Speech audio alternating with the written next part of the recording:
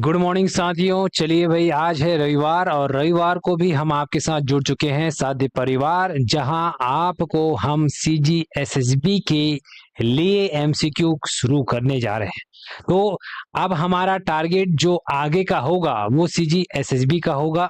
जी हाँ, ये सीजीएसएसबी के अंतर्गत जितने भी आपके सब्जेक्ट हैं, जिसमें से सबसे इम्पोर्टेंट छत्तीसगढ़, इस छत्तीसगढ़ की क्लास हम स्टार्ट करने जा रहे हैं। आज आपका क्लास कंटिन्यू होगा, लगभग 3 क्लास हम साध्य पीएससी एकेडमी के द्वारा लिया जाएगा, जहां पर पहली क्लास मैं खुद लेने वाला हूं। बात करें ये जो मैं पढ़ाने जा रहा हूं, क्या ये अन्य कोर्स के लिए काम आएगा? तो बिल्कुल, आप जिस भी एग्जाम की तैयारी करें सब में ये फायदेमंद है।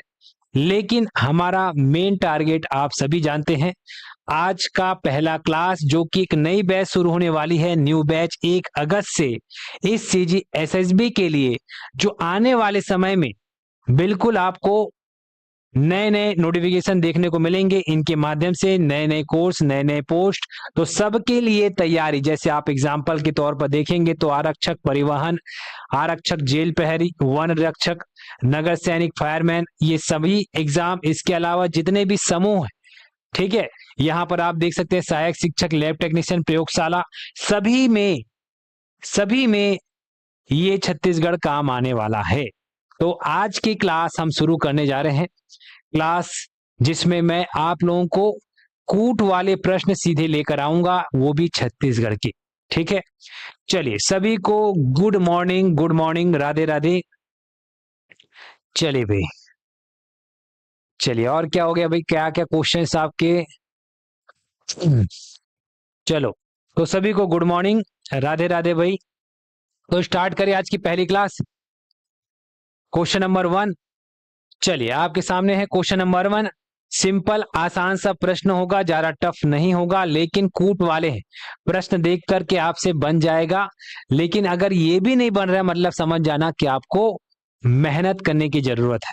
ठीक है, चलो भाई, तो सबसे पहला क्वेश्चन है, मध्य प्रांत के गठन के संदर्भ में निम्नलिखित कथनों पर आपको विचार करना है। बताइए भाई, ये मध्य प्रांत के बारे में। पहला है, मध्य प्रांत का गठन 2 नवंबर 1861 को किया गया था। क्या ये सही है? दूसरा है, मध्य प्रांत के गठन के समय छत्तीसगढ़ में 3 जिले हुआ करते थे। इसके प्रथम डिप्टी कमिश्नर चार्ल्स सी इलियट थे। चलिए ऑप्शन ए, बी, सी या डी करेक्ट आंसर का चयन करें। चलो भाई, पहली बार क्लास देख रहे हैं, अच्छी बात है। करिश्मा, बिल्कुल स्वागत है आपका। तो आज ही सब्सक्राइब करें हमारे YouTube चैनल को और एप्लीकेशन भी डाउनलोड करें। ठीक है, चलो भाई, पहली बार करिश्मा, तो हमारे लिए भी करिश्मा रहेगा आज की क्लास। ठीक है, चलो स्टार्ट करते हैं क्लास। अब कंटिन्यू करेंगे, डोंट वरी। छत्तीसगढ़ का हर एक पार्ट, हर एक पोर्शन, जो भी एग्जाम सामने होने वाला है, सब में जो भी प्रश्न आएगा वो हर एक प्रश्न को हम करने वाले हैं। ठीक है, चलिए आज का प्रश्न बहुत सिंपल रहेगा, इजी रहेगा, फर्स्ट क्लास है तो इजी लेवल पर रहेगा, लेकिन सारे कथन वाले रहेंगे। चलो आ जाओ भाई। तो यहाँ पर क्या है, सबका answer D D D lock कर दे 100%। बिल्कुल जीएस की क्लास है जयश्री, तो लॉक कर दे। चलिए, बिल्कुल यहाँ पर सबका आंसर बिल्कुल डी एकदम सही है, क्योंकि हम सबको पता है मध्य प्रांत, याद रखना, मध्य प्रांत छत्तीसगढ़ में, ठीक है, जो छत्तीसगढ़ है आज, वो पहले मध्य प्रांत का हिस्सा हुआ करता था। जैसे आज छत्तीसगढ़ एक संभाग है, छत्तीसगढ़ एक स्टेट है, उस समय उसका वो संभाग हुआ करता था। तो पहले के समय में मध्य प्रांत एक प्रांत था, मतलब आज का एक राज्य था। जैसे आज छत्तीसगढ़ एक सेपरेट राज्य है, वैसे पहले मध्य प्रांत हुआ करता था, जिसके अंतर्गत 3 क्षेत्र शामिल थे, मध्य प्रदेश, महाराष्ट्र और छत्तीसगढ़। ठीक है, तो हमारे इस भारत में मान के चलो ये मध्य प्रांत है। इस मध्य प्रांत में यहां पर एक तो मध्य प्रदेश, दूसरा महाराष्ट्र और तीसरा छत्तीसगढ़, ये तीनों को मिला करके एक प्रांत बनाया गया था 1861 में 2 नवंबर को। तो बिल्कुल सही है। मध्य प्रांत के गठन समय छत्तीसगढ़ में जिले बिल्कुल 3 थे। इस छत्तीसगढ़ में जिलों की संख्या 3 थी। कौन कौन से जिले थे? तो यहां पर था बिलासपुर, यहां पर था रायपुर और एक था संबलपुर। संबलपुर। तो ये 3 जिले छत्तीसगढ़ के अंतर्गत आया करते थे, ये भी सही है।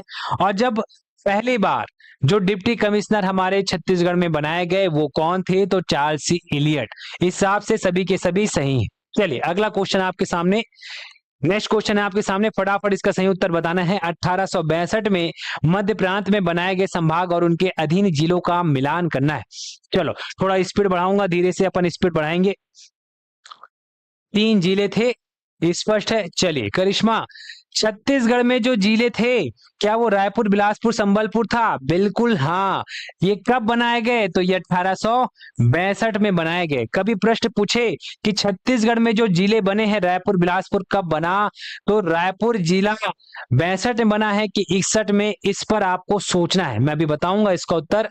लेकिन यहाँ पर बोल रहा है कि 62 में मध्य प्रांत में बनाए गए संभाग, तो याद रखना जिले 1861 में बना है और छत्तीसगढ़ एक संभाग 62 में बना है, ये याद रखना, कंफ्यूज होता है। तो सबसे पहला रायपुर, दूसरा बिलासपुर और संबलपुर, ये तीनों के तीनों जिले जब बने उस समय 1861 का दौर था। ठीक 1 साल बाद छत्तीसगढ़ को एक संभाग बनाया गया। तो छत्तीसगढ़ एक संभाग कब बना, 62 में, और ये 3 जिले कब बने, 61 में। तो यही प्रश्न है। तो छत्तीसगढ़ के अंतर्गत जो जिले बने रायपुर, बिलासपुर, संबलपुर, बिल्कुल सही है। नागपुर के अंतर्गत नागपुर, वर्धा, भंडारा, चांदा, ये भी जिला बना, कब बना, इसी 61 के दौर में। सागर, जो कि आपको कहां मिलेगा, सागर मध्य प्रदेश में, ठीक, यहां पर सागर, दमोह, होशंगाबाद, बैतूल, ये भी जिले बने। और जबलपुर, जबलपुर भी, ठीक है, ये जबलपुर आपको देखने को मिल रहा है, ये एक संभाग बना है जिसके अंतर्गत जबलपुर, मंडला, सिवनी जिले, मतलब ये वाला पूरा संभाग है और ये पूरे उसके अंतर्गत जिले हैं। सभी के सभी एकदम सही है। जैसे रायपुर, बिलासपुर, संबलपुर है, वैसे ही आपको नागपुर का भी, नागपुर, वर्धा, भंडारा, चांदा, ये जिले को याद रखना है। सागर के अंतर्गत ये जिले और जबलपुर के अंतर्गत ये तमाम जिले, तो उस हिसाब से करेक्ट आंसर ए होगा। ठीक है, आगे बढ़ाए गाड़ी। चलो भाई, नेक्स्ट क्वेश्चन आपके स्क्रीन पर, नेक्स्ट क्वेश्चन आपके स्क्रीन पर है। फटाफट बताइए कि छत्तीसगढ़ में भौगोलिक पुनर्गठन के संबंध में सही कथन का चयन करना है। अब भौगोलिक पुनर्गठन मतलब आपको बता दूं, जब 1905 की बात थी तब उस समय बंगाल का विभाजन हुआ। इस विभाजन में हमारे छत्तीसगढ़ जो मध्य प्रांत का हिस्सा था, इस मध्य प्रांत से बंगाल प्रांत में 5 रियासतें गई और वहीं बंगाल प्रांत के 5 रियासतें हमारे छत्तीसगढ़ में आई। तो यही प्रश्न है, यहां थोड़ा देखते हैं। तो 1905 में भाषाई आधार पर छत्तीसगढ़ का पुनर्गठन, बिल्कुल सही बात है, भाषा के आधार पर हमारे छत्तीसगढ़ का पुनर्गठन हुआ, ये बिल्कुल सही बात है। तो ये बिल्कुल सही होगा, पहला पॉइंट ओके है। आगे बढ़ाऊं गाड़ी, ठीक है। चले, संबलपुर की 5 रियासतें, मतलब समझना, ये अगर हमारा मध्य प्रांत है और ये वाला हिस्सा बंगाल प्रांत है। 1905 में विभाजन जिसमें संबलपुर की 5 रियासतें, ठीक है, पटना, सोनपुर, रायलखोल, बामला, कालाहंडी को बंगाल प्रांत में शामिल किया गया। बिल्कुल, क्योंकि ये संबलपुर इस मध्य प्रांत का हिस्सा था और यहां से ये 5 उस पार गए। तो वो 5 कैसे याद रखोगे, तो कबरा पहाड़ है पास में, तो कबरा पहाड़ से याद रखना, क से कालाहंडी, कबरा पहाड़ का का से कालाहंडी, ब से बामरा, र से रायलखोल, कबरा याद रहेगा, कबरा पहाड़ पास में, तो पा से पहाड़ से पटना और सा पास, सा से सोनपुर। तो ये 5 रियासतें बंगाल प्रांत में शामिल हुई। फिर से बोल रहा हूं, कबरा पहाड़ पास में याद रखना, क से कालाहंडी, ब से बामरा, र से रायलखोल, प से पटना, सो से सोनपुर। और जो बंगाल प्रांत के हैं जो रियासतें, वो छत्तीसगढ़ में शामिल हुए। तो कौन कौन से बंगाल प्रांत की रियासतें तो छत्तीसगढ़ में शामिल हुए। तो याद रखना, कोई चीज हमारे छत्तीसगढ़ में आई तो क्या करना है, उसको जांचना है। उसको जांचोगे, पड़ताल करोगे तो यही 5 रियासतें हैं। उ से उदयपुर, स से सरगुजा, को से कोरिया, ज से जसपुर, च से चांग बखार। याद हुआ? तो ये 5 रियासतें यही लिखी है, ये देखो, कोरिया, चांग बखार, सरगुजा, उदयपुर और जसपुर। मतलब यहाँ पर ये तीनों चीजें सही है। क्लियर है? कबरा पहाड़ पास में, याद रहेगा, ट्रिक है ये, है ना। जो उस पार गए, ये कबरा पहाड़ से याद रखना। और जो हमारे छत्तीसगढ़ में आए तो उसको हम लोग जांचेंगे। कोई नया चीज किसी क्षेत्र में आएगा तो उसका जांच पड़ताल तो होगा, तो उसको जांच से याद रखना। ऊ से उदयपुर, सरगुजा, कोरिया, जसपुर, चांग बखार। आगे बढ़ाऊं गाड़ी? ठीक है, ठीक है, चले आगे। चले, नेक्स्ट क्वेश्चन आपके सामने, क्वेश्चन नंबर इसका तो सही उत्तर डी होगा। आ जाइए, अगला प्रश्न आपके सामने है, थोड़ा सा इस पर विचार करें और सही उत्तर का चयन करें। जब छत्तीसगढ़ राज्य निर्माण के इतिहास में संबंधित संस्थाएं एवं उनके संस्थापकों का सही मिलान करने के लिए बोल रहा है। आप सभी को बता दें कि हमारे छत्तीसगढ़, ठीक है, एक राज्य के रूप में आ जाए, एक राज्य बन जाए, इसके लिए प्रयास बहुत पहले शुरू हो गई थी, लेकिन सफलता 2000 में मिली। मतलब छत्तीसगढ़ एक राज्य बना है 2000 में, लेकिन इसके लिए प्रयास स्वतंत्रता से पूर्व हो गई थी। जहां पर सबसे पहली प्रयास 1924 में, फिर 25 में, फिर 39 में, फिर 46 में, इस तरीके से प्रयास चलता रहा। फिर देश आजाद हुआ तो प्रयास कुछ समय के लिए रुक सा गया, फिर उसके बाद प्रयास शुरू हुआ, फिर 55 में प्रयास, फिर उसके बाद 56 में प्रयास, फिर 67 में प्रयास, फिर 76 में प्रयास किया गया, फिर 83 में प्रयास हुआ, फिर जाकर के 92 में, फिर जाकर के कुछ चीजें जाकर पारित हुई, प्रस्तुत हुई, और 2000 के समय में यहां पर 25 जुलाई को लोकसभा में पारित हुआ, प्रस्तुत हुआ, 31 जुलाई को पारित हुआ, 3 अगस्त को प्रस्तुत हुआ राज्यसभा में, और 9 अगस्त को राज्यसभा में पारित, और अंततः राष्ट्रपति का हस्ताक्षर, तब जाके 2000 में हमारा छत्तीसगढ़ एक राज्य बना। तो यहाँ पर जितने भी प्रयास किए गए हैं उस समय अलग अलग लोगों ने अपनी प्रयास रखी। तो सबसे पहले तो छत्तीसगढ़ का एक मानचित्र, एक स्पष्ट रेखा चित्र हमारे पंडित सुंदरलाल शर्मा जी ने खींचा, जिसका एक राज्य के रूप में अस्तित्व में आए। उसके लिए पहली मांग 1924 में कहीं ना कहीं आपको पंडित सुंदरलाल शर्मा के द्वारा देखने को मिलता है। बात उन्हीं में से कर रहा है कि क्या सूखी संघ 1925 में पंडित शिवदास पांडे द्वारा इसकी मांग की गई? तो बिल्कुल सही बात है। ये सूदी संघ जो है 1925 में, इसके नेतृत्वकर्ता थे पंडित शिवदास पांडे। बिल्कुल सही है। छत्तीसगढ़ शोषण विरोधी, आजादी के पहले शोषण होता था तो आजादी नहीं मिली थी। 46 मतलब ये देखो, 46 में मैंने बताया, तो 1946 में भी मांग की गई थी, और ये एक शोषण विरोधी मंच था। शोषण हो रहा था तो प्यार से उसका विरोध कर रहे थे, तो प्यार से याद रखना प्यारे लाल, बिल्कुल सही बात है। शोषण हो रहा था तो विरोध प्यार से किया गया, तो यहाँ पर आजादी के पहले शोषण हुआ था, इसलिए 46 इसको भी याद रखना, ये भी बन जाएगा। ठीक है, चलिए, छत्तीसगढ़ महासभा तो ये 56 में, तो मैंने आपको यहाँ पर अभी बताया कि 56 में भी कोई आया जिन्होंने मांग की, तो 56 में आते हैं खूबचंद बघेल। याद रखना, खूबचंद बघेल, बिल्कुल ये भी सही है, 56 में ही इन्होंने भी मांग की। फिर पृथक छत्तीसगढ़ पार्टी, तो पा से पार्टी, पा से पवन, नाम याद रखना, पा से पार्टी, पा से पवन, 83 में, तो यहाँ पर 83 की बात मैंने जो बताया, यहाँ पर भी मांग हुई। तो इस तरीके से हमारे पृथक छत्तीसगढ़ की मांग कहीं ना कहीं 1924 से शुरू होती है, और 24 से लेकर के ये जा करके 2000 में खत्म होती है। तो 1924 में पहली बार मांग, याद रखना, रायपुर जिला परिषद में रखा गया, ये याद रखना, पृथक छत्तीसगढ़ की मांग। उसके बाद 1939 में पंडित सुंदरलाल शर्मा के द्वारा त्रिपुरी अधिवेशन में मांग की गई। ठीक है, ये सूदी संघ वाला तो है ही। 46 में शोषण विरोधी मंच के द्वारा प्यारे लाल के द्वारा मांग की गई। फिर 55 में कौन है? रामकृष्ण ठाकुर, रामकृष्ण के द्वारा मांग की गई। 56 में खूबचंद बघेल आए। 67 में फिर से भात्र संघ का गठन किया, खूबचंद बघेल ने मांग की।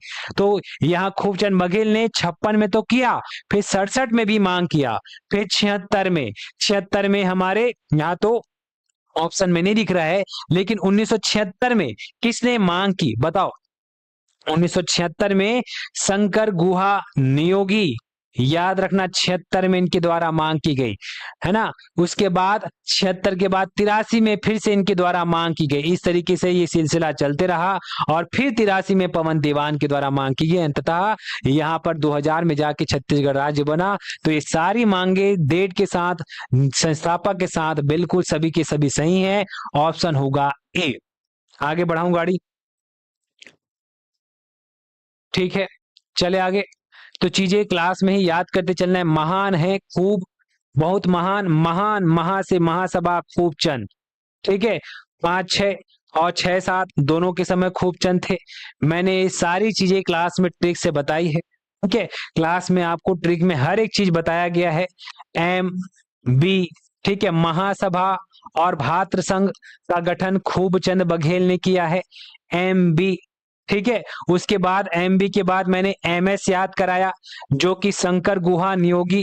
तो भगवान शंकर को याद करना है तो योगी बनना पड़ेगा, शंकर गुहा नियोगी, और याद करोगे तभी तो आपको मुक्ति मिलेगा। मुक्ति से मुक्ति मोर्चा मंच का गठन, म से मुक्ति मोर्चा, मुक्ति मिली, ठीक है। और मुक्ति कब मिलेगी? जब संघर्ष करोगे, संग्राम करोगे। तो एम से मुक्ति मंच और एस से संग्राम मंच का गठन शंकर गुहा नियोगी के द्वारा 76 83 में, ठीक है। और पवन दीवान तो प से पार्टी, प से पवन, 83 याद ही करा दिया था, ठीक है। चले आगे, चलिए अगला प्रश्न आपके सामने, फटाफट इसका सही उत्तर का चयन करें। अभी सारे प्रश्न आपको देख के समझ में आ जाए, याद हो जाए, इसमें जानबूझ के ज्यादा गलतियां नहीं रखी गई है। अभी सारी चीजों को सिंपल रखा गया है। आने वाले समय में हर एक क्वेश्चन में जानबूझ के गलत करके आपको चेक किया जाएगा। अभी फिलहाल तो याद करो, चीजें पढ़ो, ठीक है, ओके। चलिए, बिल्कुल एमबी एमएस याद करवाया गया है। एमबी मतलब महासभा और भातृ संघ, जो कि खूबचंद बघेल, और एमएस मतलब मुक्ति मोर्चा और संग्राम मंच, शंकर गुहा नियोगी, ऐसे याद करवाया गया है। चलिए आ जाइए। पंडित सुरनारायण शर्मा को छत्तीसगढ़ का प्रथम स्वप्न दृष्टा, बिल्कुल सही बात है। यहाँ सुंदरलाल शर्मा को पहला छत्तीसगढ़ का संकल्पनाकार और स्वप्न दृष्टा कहा गया है, तो ये बिल्कुल सही है। 1918 में इन्होंने अपनी पांडुलिपि में अपना एक रेखा चित्र खींचा, जिसको हम कह सकते हैं ये छत्तीसगढ़ का एक स्पष्ट मानचित्र, एक रेखा चित्र किसके द्वारा खींचा गया? तो ये सुंदरलाल शर्मा के द्वारा। उन्होंने देखा कि भाई हमारा छत्तीसगढ़ ऐसा करके कुछ दिखता है। सोचो, आज तो हम सैटेलाइट के माध्यम से देख लेते हैं, ठीक है, लेकिन उस समय इन्होंने कैसे, अपने तर्क पर, अपने किस आधार पर इन्होंने रेखा चित्र खींचा होगा, सोच के देखो। आज आपको मैं बोलूं कि आप जिस जगह पर रहते हैं उस जिले का रेखा चित्र खींचो तो नहीं खींच पाओगे। सोचो, उस समय सुंदरलाल शर्मा की दूरदृष्टि, तो यही स्वप्न दृष्टा कहलाए, संकल्पनाकार कहलाए। इस वजह से इन्होंने पहली बार अपनी पांडुलिपि में स्पष्ट रेखा चित्र खींचा छत्तीसगढ़ का। वहीं 39 में इन्होंने त्रिपुरी कांग्रेस अधिवेशन में पृथक छत्तीसगढ़ की मांग की। ये वाला डेट भी मैंने आपको अभी बताया। तो यहाँ पर तीनों की तीनों फिर सही हैं, ठीक है। इसी में मैं 1918 की जगह 25 कर दूंगा, 38 कर दूंगा, ये सारी चीजें मैं करूंगा, लेकिन पहले इसको एक्यूरेट तो याद करो, उसके बाद फिर हम तालमेल ऊपर ऊपर करेंगे, ठीक है, अप डाउन करेंगे हर एक क्वेश्चन पर। फिलहाल अभी आप इजी तरीके से याद करते चलो मेरे साथ। चलिए आ जाओ। अभी अभी थोड़ी देर पहले मैंने बताया 31 जुलाई से पहले एक घटना 25 जुलाई को हुई है, याद रखना। 6 दिन बाद फिर 31 जुलाई को एक घटना हुई। वैसे ही 3 अगस्त को एक घटना घटी, फिर 6 दिन बाद 9 अगस्त को एक घटना घटी। तो ये घटना क्या घटी? घटना यही घटी कि 25 जुलाई को यहां पर पारित नहीं प्रस्तुत हुआ है और 31 जुलाई को पारित हुआ। तो पहले प्रस्तुत हुआ तब पारित हुआ, कहां? तो ये हुआ लोकसभा में, तो वही प्रश्न है, और ये हुआ राज्यसभा में। तो यहीं पर ये चीज याद, मतलब ये प्रश्न बन जाएगा।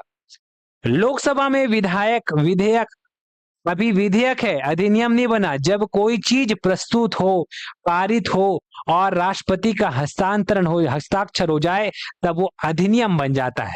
तो अभी फिलहाल ये विधेयक प्रस्तुत और पारित हो रहा है। तो लोकसभा में विधेयक पारित कब हुआ? देख लो, 31 जुलाई, हाँ भाई, प्रस्तुत 25 को हुआ तो 31 को पारित हुआ, सही है। राज्यसभा में विधेयक 9 अगस्त को प्रस्तुत हुआ या पारित हुआ, तो ये पारित बोल रहा है, तो भाई बिल्कुल प्रस्तुत 3 अगस्त को हुआ, 6 दिन बाद पारित हुआ, ये भी सही है। बात करें राष्ट्रपति के आर नारायणन, जिन्होंने हस्ताक्षर किया, बिल्कुल 25 अगस्त को इनका हस्ताक्षर हुआ है, ये भी सही बात है। छत्तीसगढ़ राज्य की स्थापना अब हो गई 1 नवंबर को, तो सभी के सभी बिल्कुल सही है। अच्छा, कौन सा होगा? ये वाला सही होगा, ए, ऑप्शन ए सही होगा। क्लियर है? आगे बढ़ाऊं गाड़ी। नरेंद्र, चलिए सबका आंसर सही है, सबका आंसर बिल्कुल ओके है। नेक्स्ट क्वेश्चन पे आ जाते हैं। चलिए, नरेंद्र, लक्ष्मी, मुकेश, फटाफट अगला क्वेश्चन का आंसर बताए।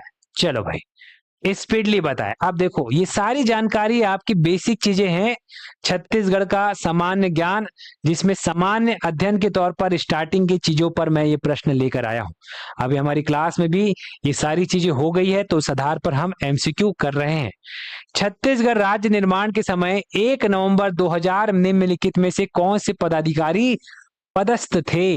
तो आप सभी को बता दो कि उस समय जब छत्तीसगढ़ एक राज्य बना, उस समय भारत के राष्ट्रपति नारायणन थे, बिल्कुल के आर नारायणन थे।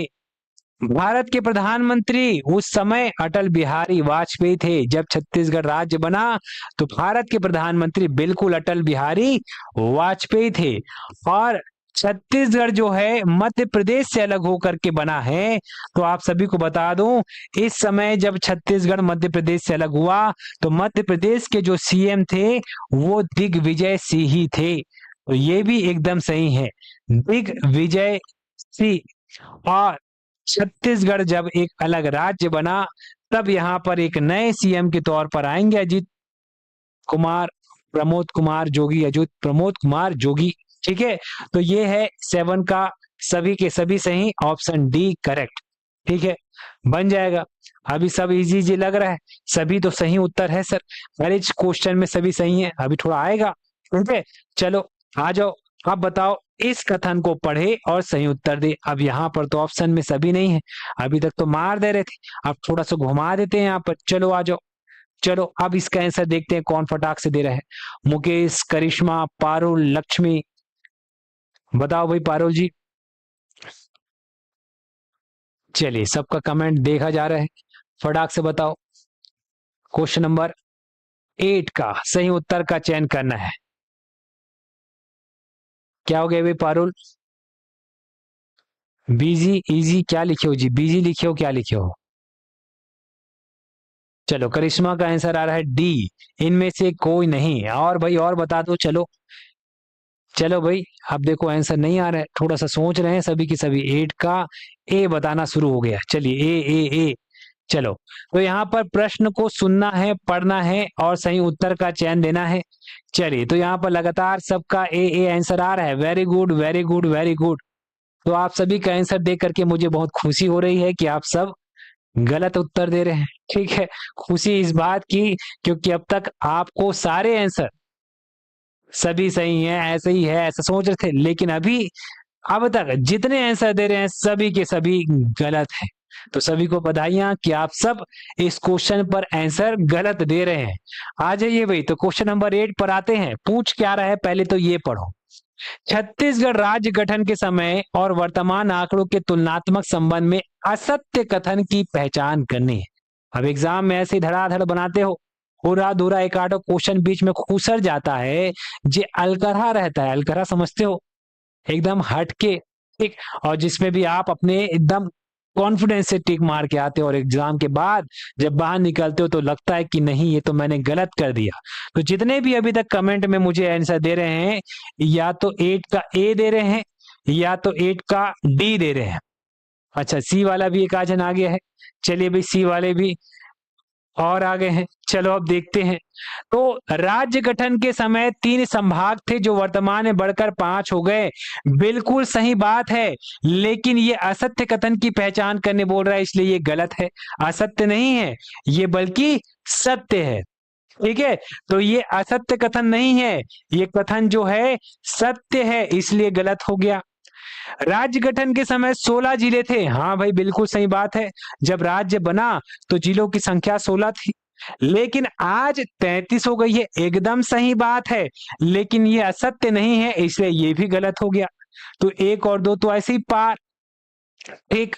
अब राज्य गठन के समय 146 विकास खंड थे। एकदम सही बात है। तो वर्तमान में ये 251 हो गए हैं। ये तो गलत बात कर दिया। 146 विकास खंड थे और वर्तमान में भी ये कितने हैं? 146 ही हैं। इसलिए ये गलत कथन हो गया। यही एक है जो असत्य है। तो यहां जितने आप सभी थे, ए वाले, सी वाले, डी वाले, सब पार, सब पार, क्योंकि इसका सही उत्तर क्या होगा? बी होगा। चलो भाई, बी वाले आप कौन है? आ जाओ भाई। सब सही है। ऋषि कुमारी सब सही नहीं है। ठीक है, चलो बी वाले आ गए। ओहो, बी होगा। अच्छा ठीक है, अब लग रहा है बी भी आ गई, मतलब बी भी ही होगी। ठीक है, तो यहां ये एक असत्य है, बाकी सब समझ गए सत्य है। तो प्रश्न को समझना है, सत्य कथन की पहचान करने नहीं बोला, असत्य की बात बोला। और ये दोनों सत्य है, असत्य केवल एक है। ठीक है, पार, सब पार। तो पारुल भी पार। ठीक है, चलो आ जाओ भाई, अगला प्रश्न आपके सामने है। ये लो, देख लो। केवल तीसरा सही, क्योंकि विकासखंड गठन के समय 146, जबकि वर्तमान में ये 146 ही है। बल्कि 251 क्या हो गए हैं? तहसील हो गए हैं। जो पहले कभी 96 थे, आज 251। ठीक है, चलो आ जाओ भाई, अगला प्रश्न। तो क्वेश्चन इजी जी बीच में है, लेकिन बीच में ही कुछ ऐसे प्रश्न भी हैं जो कि आप गलत कर बैठोगे। इसलिए हर एक प्रश्न को ये सोच के बनाओ कि आप एग्जाम में बैठे हो। ठीक है, चलो करिश्मा, करिश्मा दिखाओ अपना आप। छत्तीसगढ़ के नवीन निर्मित जिलों एवं उनके मात्र जिलों का मिलान करें। बताओ, 1 2 3 4 इनमें से कौन सा होगा सही उत्तर? चलो, गोरला, पेंड्रा, मरवाही, आप सभी को बता दें कि ये हमारा छत्तीसगढ़ राज्य है। ये छत्तीसगढ़ में कुल, ठीक है, अगर हम जाएंगे तो छत्तीसगढ़ में वर्तमान में, ये लो मैं थोड़ा ऐसे ही बना देता हूं, वर्तमान में 33 जिले हैं, सबको पता होगा।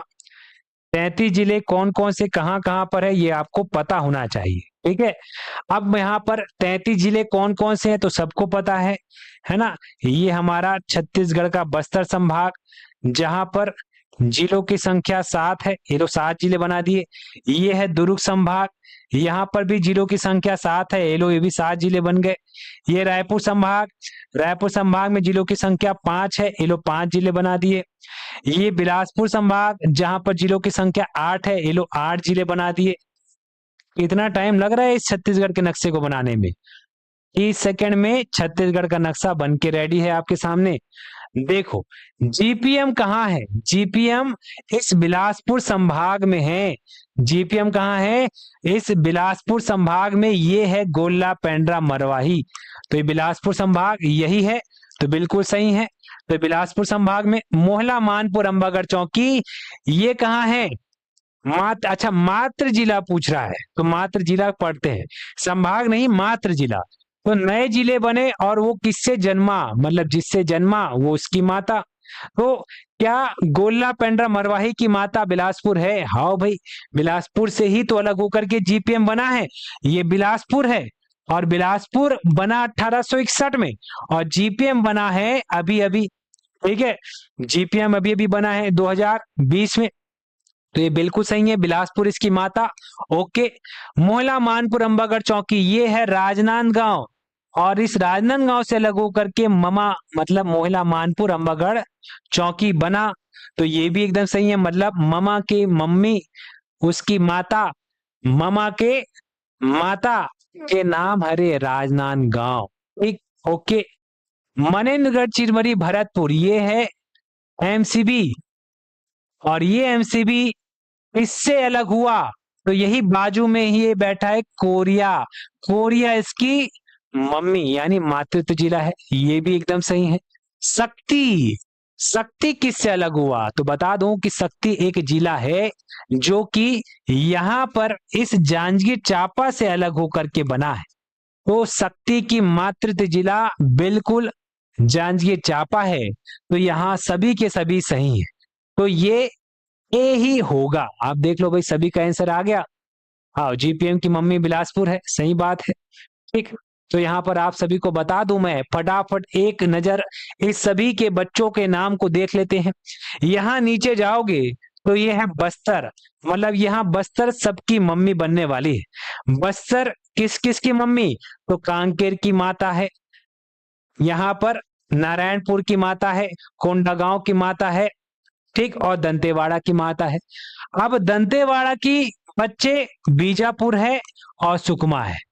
तो भाई बीजापुर की नानी कौन हो गई? बस्तर हो गई, क्योंकि बीजापुर की मम्मी दंतेवाड़ा और दंतेवाड़ा की मम्मी बस्तर। मतलब ये समझ जाना, बस्तर के सब बच्चे हैं, दंतेवाड़ा के दो बच्चे, यानी बीजापुर सुकमा के मातृ जिला दंतेवाड़ा, याद रखना। ठीक, यहाँ पर दुर्ग, दुर्ग का मातृत्व जिला रायपुर है, रायपुर से अलग होकर के दुर्ग बना। दुर्ग के बच्चे बेमेतरा और बालोद है, ये याद रखना। ठीक, दुर्ग से अलग होकर के यहाँ पर राजनांदगांव अलग हुआ, मतलब राजनांदगांव का मातृत्व जिला दुर्ग है। अब राजनांदगांव के बच्चे यानी ममा, केसीजी और कबीरधाम, ये तीनों के मातृत्व जिला राजनांदगांव है। वहीं मुंगेली ये बिलासपुर से अलग होकर के बना है। बता दूं कि कबीरधाम की दो मम्मियां हैं, एक ने पाला और एक ने जन्म दिया। तो बिलासपुर और राजनांदगांव से अलग होकर के कबीरधाम बना है, इसलिए कबीरधाम की दो मम्मी, ये भी याद रखना। ठीक है, दोनों से अलग हुआ है, बिलासपुर का कुछ हिस्सा और राजनांदगांव का कुछ हिस्सा। फिर इधर आ जाओगे तो यहाँ पर कोरबा बिलासपुर से अलग हुआ, जांजगीर बिलासपुर से अलग हुआ, रायगढ़ अपने आप में स्वयंभू था, 48 में रायगढ़ बना है। यहाँ पर सारंगगढ़ बिलाईगढ़ रायगढ़ से अलग होकर के बना। यहाँ सरगुजा से अलग होकर के ये बलरामपुर बना, ये सूरजपुर बना। और जसपुर, जसपुर की बात करो तो याद रखना, जसपुर की मातृत्व जिला रायगढ़ है, न कि सरगुजा। तो जसपुर किससे अलग हुआ है? रायगढ़ से अलग हुआ, बस हो गया। बाकी यहाँ पर जो सब है, सबकी मातृत्व जिला रायपुर है।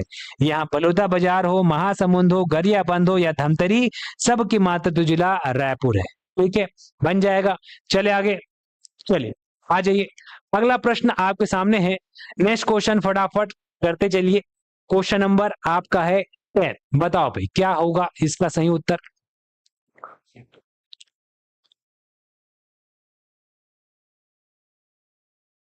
चलो, छत्तीसगढ़ के संभागों में जिलों एवं तहसीलों की संख्या के संबंध में सही कथन का चयन करना है। बिलासपुर संभाग में जिलों की संख्या 8 है। हाँ भाई, बिल्कुल सही बात है, हमने देखा ये है हमारा छत्तीसगढ़। इस छत्तीसगढ़ में बिलासपुर संभाग, थोड़ा सा इसको नीचे खींच के बना देते हैं ताकि थोड़ा सा आपको ओरिजिनल छत्तीसगढ़ दिख जाए। अब ये रफ टाइप बना दे रहे हैं अपन फटाफट, है ना।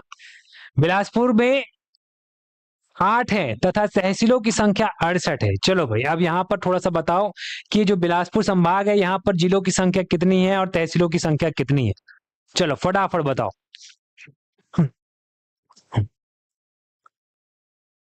नवीन साहू, क्वेश्चन नंबर 10 का डी लॉक कर दे। डी डी डी, अब सबको समझ में आ गया कि हाँ सर सभी वाला सही है, सभी वाला सही रखेंगे। चलिए आ जाओ। तो आपको मैं पहले तो ये बता दूं कि जिलों की संख्या में ये है हमारा सरगुजा संभाग, यहाँ पर जिलों की संख्या 6 है, यहाँ पर 8 है, यहाँ पर 7 है, यहाँ 5 है और यहाँ 7 है। 7 दूनी 14, 14 और 5 19, 19 और 8 27, 27 और 6 33, टोटल जिलों की संख्या 33। बताओ सही है? बन जाएगा, बन जाएगा। एक मिनट, इसको साइलेंट कर देते हैं। चलो आ जाओ। अब अगर मैं बात करूं यहां पर तहसीलें कितनी है, तो बिलासपुर में तहसीलों की संख्या 68 है। क्या क्या 68 है? तो बिल्कुल यहां पर तहसीलों की संख्या 68 है। ठीक है, बस्तर संभाग में जिलों की संख्या 7, हाँ भाई 7 है। तहसीलों की संख्या 51 है, बिल्कुल यहाँ पर तहसीलों की संख्या 51 है। सरगुजा संभाग में जिलों की संख्या 6 है और तहसीलों की संख्या 49। तो जिलों की संख्या 6 है और तहसीलों की संख्या 49 है। वहीं रायपुर में याद रखना 5 जिले हैं। रायपुर में कितने जिले हैं? 5 जिले हैं।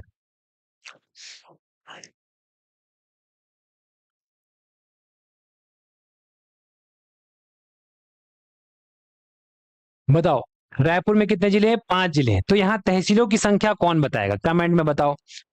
ये बन जाएगा सर जी। चलिए, तो यहाँ पर रायपुर में जिलों की संख्या तहसीलों की संख्या 49 और दुर्ग में याद रखना 46। टोटल सबको एक बार जोड़ के देखो, क्या ये 251 आ रहा है? जोड़ लो भाई। तो ये आंकड़े भी आपको पता होना चाहिए। ठीक है, ठीक है, बन जाएगा। ईशा, करिश्मा, राजेश्वरी,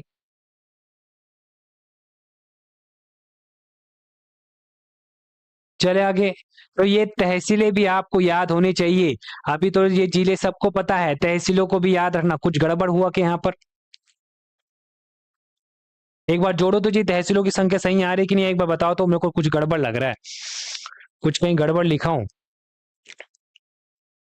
रायपुर में 49 लिख दिया हूं ना? अच्छा, सरगुजा में भी 49 है, रायपुर में 49 नहीं है जी, रायपुर में तो 37 है। ये मिस्टेक हुआ यहाँ पर।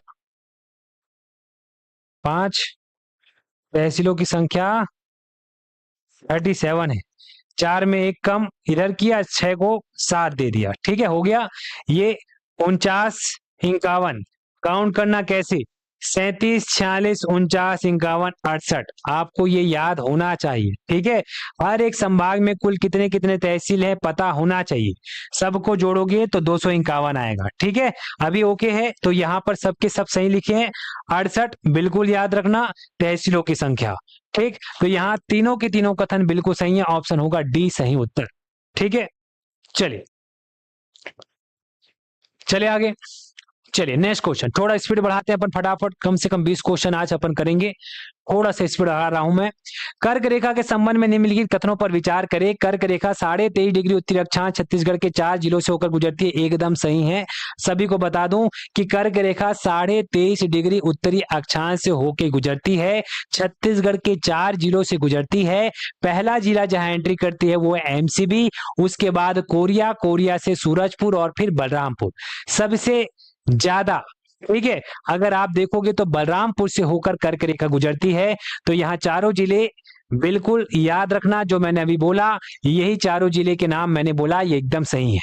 कर्क रेखा के सर्वाधिक निकट तहसील बैकुंठपुर, याद रखना ये कोरिया जिले में है, सबसे निकट है। तो अगर कर्क रेखा को आप गुजारोगे तो ये है हमारी पृथ्वी, और पृथ्वी के 23.5 डिग्री से होकर के गुजरती है कर्क रेखा। तो ये है 23.5 डिग्री पर कर्क रेखा, जो कि भारत के बीचों बीच से होकर के गुजरती है। मतलब यहां पर अगर हमारा भारत है, इस भारत के बीचों बीच से होकर कर्क रेखा गुजरती है। और अगर बात करें छत्तीसगढ़ की, तो यहाँ पर हमारा छत्तीसगढ़ है और इस छत्तीसगढ़ के 4 जिलों से होकर कर्क रेखा गुजरती है। ये छत्तीसगढ़ के 4 जिले कौन कौन से? तो ये 4 जिले 1 2 3, ठीक है, 4। तो ये 4 जिले यही है जो यहाँ पर आपको दिख रहे हैं, ये कर्क रेखा, ये एमसीबी है, ये कोरिया है, ये सूरजपुर और ये बलरामपुर। तो ये 4 जिलों से कर्क रेखा गुजरती है। ठीक है, भारत के 8 राज्यों से होकर कर्क रेखा गुजरती है, वहीं छत्तीसगढ़ के 4 जिलों से होकर गुजरती है। 8 का आधा 4। ठीक, चलो अगला प्रश्न आपके सामने है, क्वेश्चन नंबर 12। थोड़ा स्पीड बढ़ाता हूं मैं, अगली क्लास का टाइम क्योंकि हो चुका है, क्लास थोड़ा सा डिले स्टार्ट हुआ, इसलिए अपन थोड़ा सा पीछे चल रहे हैं। 10 बजे आपका नॉर्मली टाइम था, 10 से 11 करना था, लेकिन अपन थोड़ा सा लेट स्टार्ट हुए, तो थोड़ा सा उस हिसाब से अपन आगे अभी टाइम को आगे बढ़ाएंगे। ठीक है, चलिए क्वेश्चन नंबर 12 है, भारतीय मानक समय रेखा IST 82.5 डिग्री है। ठीक है, ये 82.5 डिग्री है जी। पूर्वी देशांतर छत्तीसगढ़ के कितने जिलों से होकर गुजरती है? बता दूं कि यह छत्तीसगढ़ के कुल 7 जिलों से होकर गुजरती है। बिल्कुल सही बात है, छत्तीसगढ़ के 7 जिले कौन कौन से? तो बिल्कुल सरगुजा से गुजरती है, सरगुजा ऊपर है, क्या सरगुजा से गुजरती है या सरगुजा संभाग से? तो मैं इसको थोड़ा सा भी डायग्राम में आपको बता दूंगा, ठीक है। यहाँ अगर हम बात करें हमारा छत्तीसगढ़, तो छत्तीसगढ़ के 7 जिलों से होकर कर्क रेखा गुजरती है। ये 7 जिले कौन कौन से हैं? तो आप सभी को बता दूं कि यहाँ पर सूरजपुर, सूरजपुर से गुजरती है कोरिया, कोरिया से कोरबा, कोरबा से आती है जांजगीर चांपा, फिर बलौदा बाजार, बलौदा बाजार से थोड़ा सा इधर होते हुए महासमुंद, गरियाबंद होते हुए ये आईएसटी निकल जाती है। तो आईएसटी हमारे छत्तीसगढ़ के 7 जिलों से गुजरती है। 7 याद रखना। ये कौन कौन से जिले हैं तो अभी मैं बता दिया, सूरजपुर, कोरिया, कोरबा, जांजगीर चांपा, बलौदा बाजार, बलौदा बाजार से थोड़ा सा नीचे आओगे तो इस तरफ आपको पड़ेगा महासमुंद और गरियाबंद। तो यहाँ पर आपको 3 जिले देखने को मिल रहे हैं, ठीक है।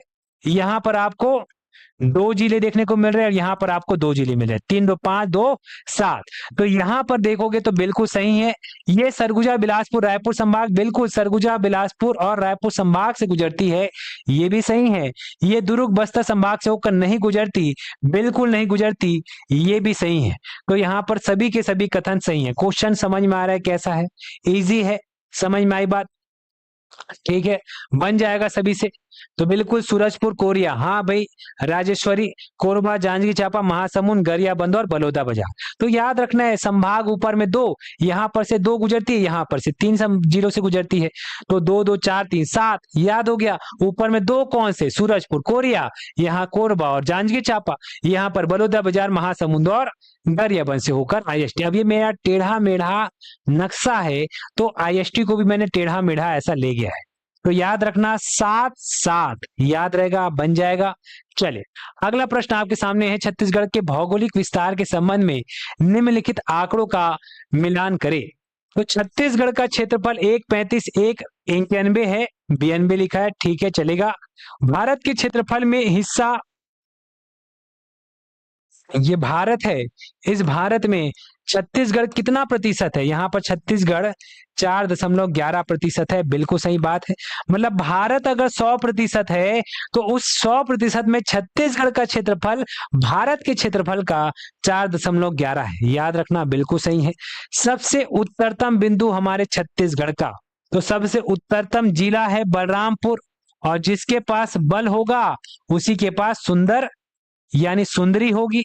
तो सुंदरी से याद रखना, सबसे उत्तरतम स्थल पूछे, उत्तरतम बिंदु पूछे, उत्तरतम जिला पूछे तो जिला में बलरामपुर है, उत्तर स्थल पूछे या बिंदु पूछे तो सुंदरी गांव। तो जिसके पास बल है उसी के पास आज वर्तमान में सुंदरी है, तो बलरामपुर से सुंदरी, याद रहेगा, बन जाएगा। सबसे दक्षिणतम, दक्षिणतम मतलब सबसे नीचे कोंटा, तो कोंटा कहाँ है? सुकमा, ये भी सबसे दक्षिणतम पॉइंट है, बिल्कुल बन जाएगा। इसी के साथ साथ लगे हाथ ये भी देख लो भाई, छत्तीसगढ़ के उत्तरतम में बल है तो सुंदरी है, कोंटा है, नीचे में सुकून है, तो सुकून है कहाँ? जहां कोंटा मिल जाए शांति से बैठ जाओ। और सबसे पूर्व में जश्न करते करते नीचे गिर गए तो गिरला, याद रखना, गिरला, ठीक है। और सबसे पश्चिम में भद्रकाली जो बीजापुर में है। तो सबसे उत्तरतम बिंदु सुंदरी गांव है, दक्षिणतम बिंदु कोंटा है, पश्चिम बिंदु भद्रकाली और पूर्वी बिंदु गिरला। तो जसपुर में जश्न करते करते गिर गए, गिर से गिरला, याद रखना, ठीक है, बन जाएगा, बन जाएगा, ठीक है। चलो, तो इसका सही उत्तर बिल्कुल ए ही होगा। आ जाओ अगला प्रश्न। प्रश्न यहाँ ये है कि सीजीएसएसबी की क्लास कब से शुरू हो रही है, इसकी नई बैच कब से शुरू हो रही है? ऑप्शन आपके पास है 1 अगस्त, 2 अगस्त, 3 अगस्त या 4 अगस्त। सही उत्तर का चयन दे, बताओ भाई, चयन करो। जिसके पास बल है वो सुंदर है, वो तो ठीक है, लेकिन जिसके पास बल है वो सुंदर है या ना रहे, लेकिन बल है तो सुंदरी जरूर है, ठीक है ईशा, ठीक। चलो भाई, गुड मॉर्निंग बबली नायक। चलो, तो यहाँ पर कब से शुरू हो रही है नई बैच? 1 अगस्त, बिल्कुल सही उत्तर है आप सभी का। तृप्ति, ईशा, लक्ष्मी, एकदम सही उत्तर है, आप बिल्कुल सेलेक्ट होते हैं, ठीक है, एग्जाम में सेलेक्ट होते हैं। सही उत्तर 1 अगस्त। तो याद रखना, अभी आप तैयारी कर रहे हैं, जितने भी छात्र हैं ज्यादातर अभी शिक्षक भर्ती में भिड़े हैं, और बिल्कुल भिड़ा रहना जरूरी भी है, लेकिन साथ साथ में CGSSB को भी टारगेट करना है, क्योंकि बहुत ज्यादा आपकी सिलेबस में परिवर्तन देखने को नहीं मिलेगा, तो CGSSB को भी आपको टारगेट करना है। लेकिन थोड़ा सा डिफरेंस है, जिसके लिए आपको ज्यादा एफर्ट लगाना है, वो विषय में मुख्य रूप से छत्तीसगढ़ है। ठीक है, तो छत्तीसगढ़ को आप अभी पढ़ रहे हो या बाद में पढ़ो, डिटेल में ही पढ़ना, आने वाले सभी प्रतियोगी परीक्षा में इसका इंपॉर्टेंस है। ठीक है, चलो भाई आ जाओ। तो अमीन पटवारी, छात्रावास पटवारी, ये सभी के सभी जो CGSSB आगे चल के एग्जाम लेगा, इसकी नई बैच 1 अगस्त को मिलने वाली है। यहाँ पर नई बैच, चाहे वो शीघ्र लेखन हो, डाटा एंट्री हो, स्टेनोग्राफिस्ट हो या सहायक ग्रेड 3, सबकी क्लासेस 1 अगस्त को शुरू होने वाली है। ठीक है, तो इसके लिए मैं जानकारी आप लोगों को दे दूं कि 1 अगस्त मतलब ज्यादा लंबा समय नहीं है, सामने ही है, नेक्स्ट वीक। ठीक, तो भिड़ जाइए तैयारी में। ठीक है, चलो भाई आ जाओ, अगला प्रश्न आपके सामने, फटाफट देखो। इधर बोलोगे नो, इधर भी no, no entry, no entry. अब ऐसा मैं क्यों बोल रहा हूं भाई? तो ये है हमारा छत्तीसगढ़, दिख रहा है ना छत्तीसगढ़ जैसा, तो छत्तीसगढ़ जैसा मैं जानबूझ के बना रहा हूं। ये क्या है? ये है पूछी और ये है मुंह। ठीक है, ये आंख, कान, नाक। ठीक, तो ध्यान से देखना, इस तरफ देखोगे, देख करके बोल रहे हो नो, नो एंट्री, ऐसे मुंह बना रहे हो, नो एंट्री। इधर भी बोल रहे हो नो एंट्री। तो यहाँ पर जो राज्य बैठा है वो है मध्य प्रदेश, यहाँ जो बैठा है वो है उड़ीसा। तो उड़ीसा की तरफ भी नो है और मध्य प्रदेश की तरफ भी 9 है। तो उड़ीसा से 9 जिले लगे हैं, मध्य प्रदेश से 9 जिले लगे हैं, ये दोनों सही हैं। ठीक, महाराष्ट्र के साथ छत्तीसगढ़ के 5 जिले हैं, उत्तर प्रदेश के साथ 1 जिला, आंध्र प्रदेश के साथ 1 जिला। तो इधर 9 है, इधर 9 है, ऊपर में 1, नीचे में 1, इधर 2, नीचे 2। तो इधर आपको मिलेगा झारखंड 2 जिलों के साथ स्पर्श करते हैं और इधर तेलंगाना 2 जिलों के साथ स्पर्श करते हैं। तो छत्तीसगढ़ के साथ जो संपर्क, जो राज्य के सीमा को स्पर्श करने वाले राज्य हैं, उत्तर प्रदेश और आंध्र प्रदेश 1-1 को स्पर्श करता है, झारखंड तेलंगाना 2-2 जिलों को स्पर्श करता है, उड़ीसा मध्य प्रदेश 9-9 जिलों को स्पर्श करता है, वहीं महाराष्ट्र 5 जिलों को। तो यहां देख करके आपको समझ में आ गया होगा, सही उत्तर होगा ए। बन जाएगा, बन जाएगा कि नहीं बनेगा भाई, बताओ? बन जाएगा। ये सारे जिले कौन कौन से, कहां कहां कैसे स्पर्श करते हैं, इसको भी आपको 1 मिनट में बना के दिखाई देते हैं, क्योंकि ये सारी चीजें आपसे बननी चाहिए। प्रैक्टिस ऐसी हो कि आपसे सब चीज बन जाए। तो डब्बा डब्बा एक बार देख लो, ये 5 संभाग हमारे छत्तीसगढ़ के, ये 5 संभाग में है कुल 33 जिले। ये 33 जिलों को अगर आप कनेक्ट करोगे तो ये बस्तर है, बस्तर में आपको मैं डब्बे डब्बे में एक बार दिखा देता हूं। ये है जिले, ये है दुर्ग, ये है आपके दुर्ग संभाग के 7 जिले, ये है रायपुर के 5 जिले और ये है आपका बिलासपुर के 8 जिले। ये बिलासपुर के 8 जिले और ये है आपके सरगुजा के 6 जिले। ठीक है, अगर आप इसको ध्यान से देखोगे तो यहां पर आपको मिलेगा उत्तर प्रदेश, जो केवल एक बलरामपुर को स्पर्श करता है। यहां पर बात करोगे तो यहां पर है आपका सुकमा, जो कि केवल आंध्र प्रदेश को एक स्पर्श करता है। ठीक है, क्लियर है। अगर बात करेंगे इधर की तो यहां पर है झारखंड, जो छत्तीसगढ़ के जसपुर, ठीक है, और बलरामपुर को स्पर्श करता है, 2 जिले को स्पर्श करता है। वहीं अगर तेलंगाना की बात करोगे तो तेलंगाना जो है यहां पर आपको, ये तेलंगाना दिख रहा है, ये बीजापुर को स्पर्श कर रहा है। ठीक, और यहां पर आपका कनेक्ट कर देता हूं, मैं थोड़ा सा कनेक्ट कर दे रहा हूं। ठीक है, यहां पर तेलंगाना, बीजापुर और सुकमा, ये तेलंगाना को कनेक्ट कर दिया। ठीक, बीजापुर से अब देखो, मैं इसको सीधा सीधा जोड़ता हूं ताकि आपको अच्छे से समझ में आए। इस राजनांदगांव से लेकर के इस बलरामपुर तक मध्य प्रदेश जुड़ा है। जिला काउंट करो, 1 2 3 4 5 6 7 8 9, 9 जिले। इस बलरामपुर में केवल उत्तर प्रदेश स्पर्श करता है 1, झारखंड में 2, 1 और 2। वहीं इस जसपुर से लेकर के सुकमा तक उड़ीसा स्पर्श करता है। काउंट करो, 1 2 3 4 5 6 7 8 9, 9 जिले हो गए, बन जाएगा। और यहां रह गया 1 2 3 4 5, यहां तक आपका जुड़ा है महाराष्ट्र, ये 5 जिलों को स्पर्श करता है। तेलंगाना 2 जिलों को स्पर्श करता है, बन गया। तो वही सब चीज तो यहां है जी, ऑप्शन हो जाएगा ए सही उत्तर। ठीक है, चले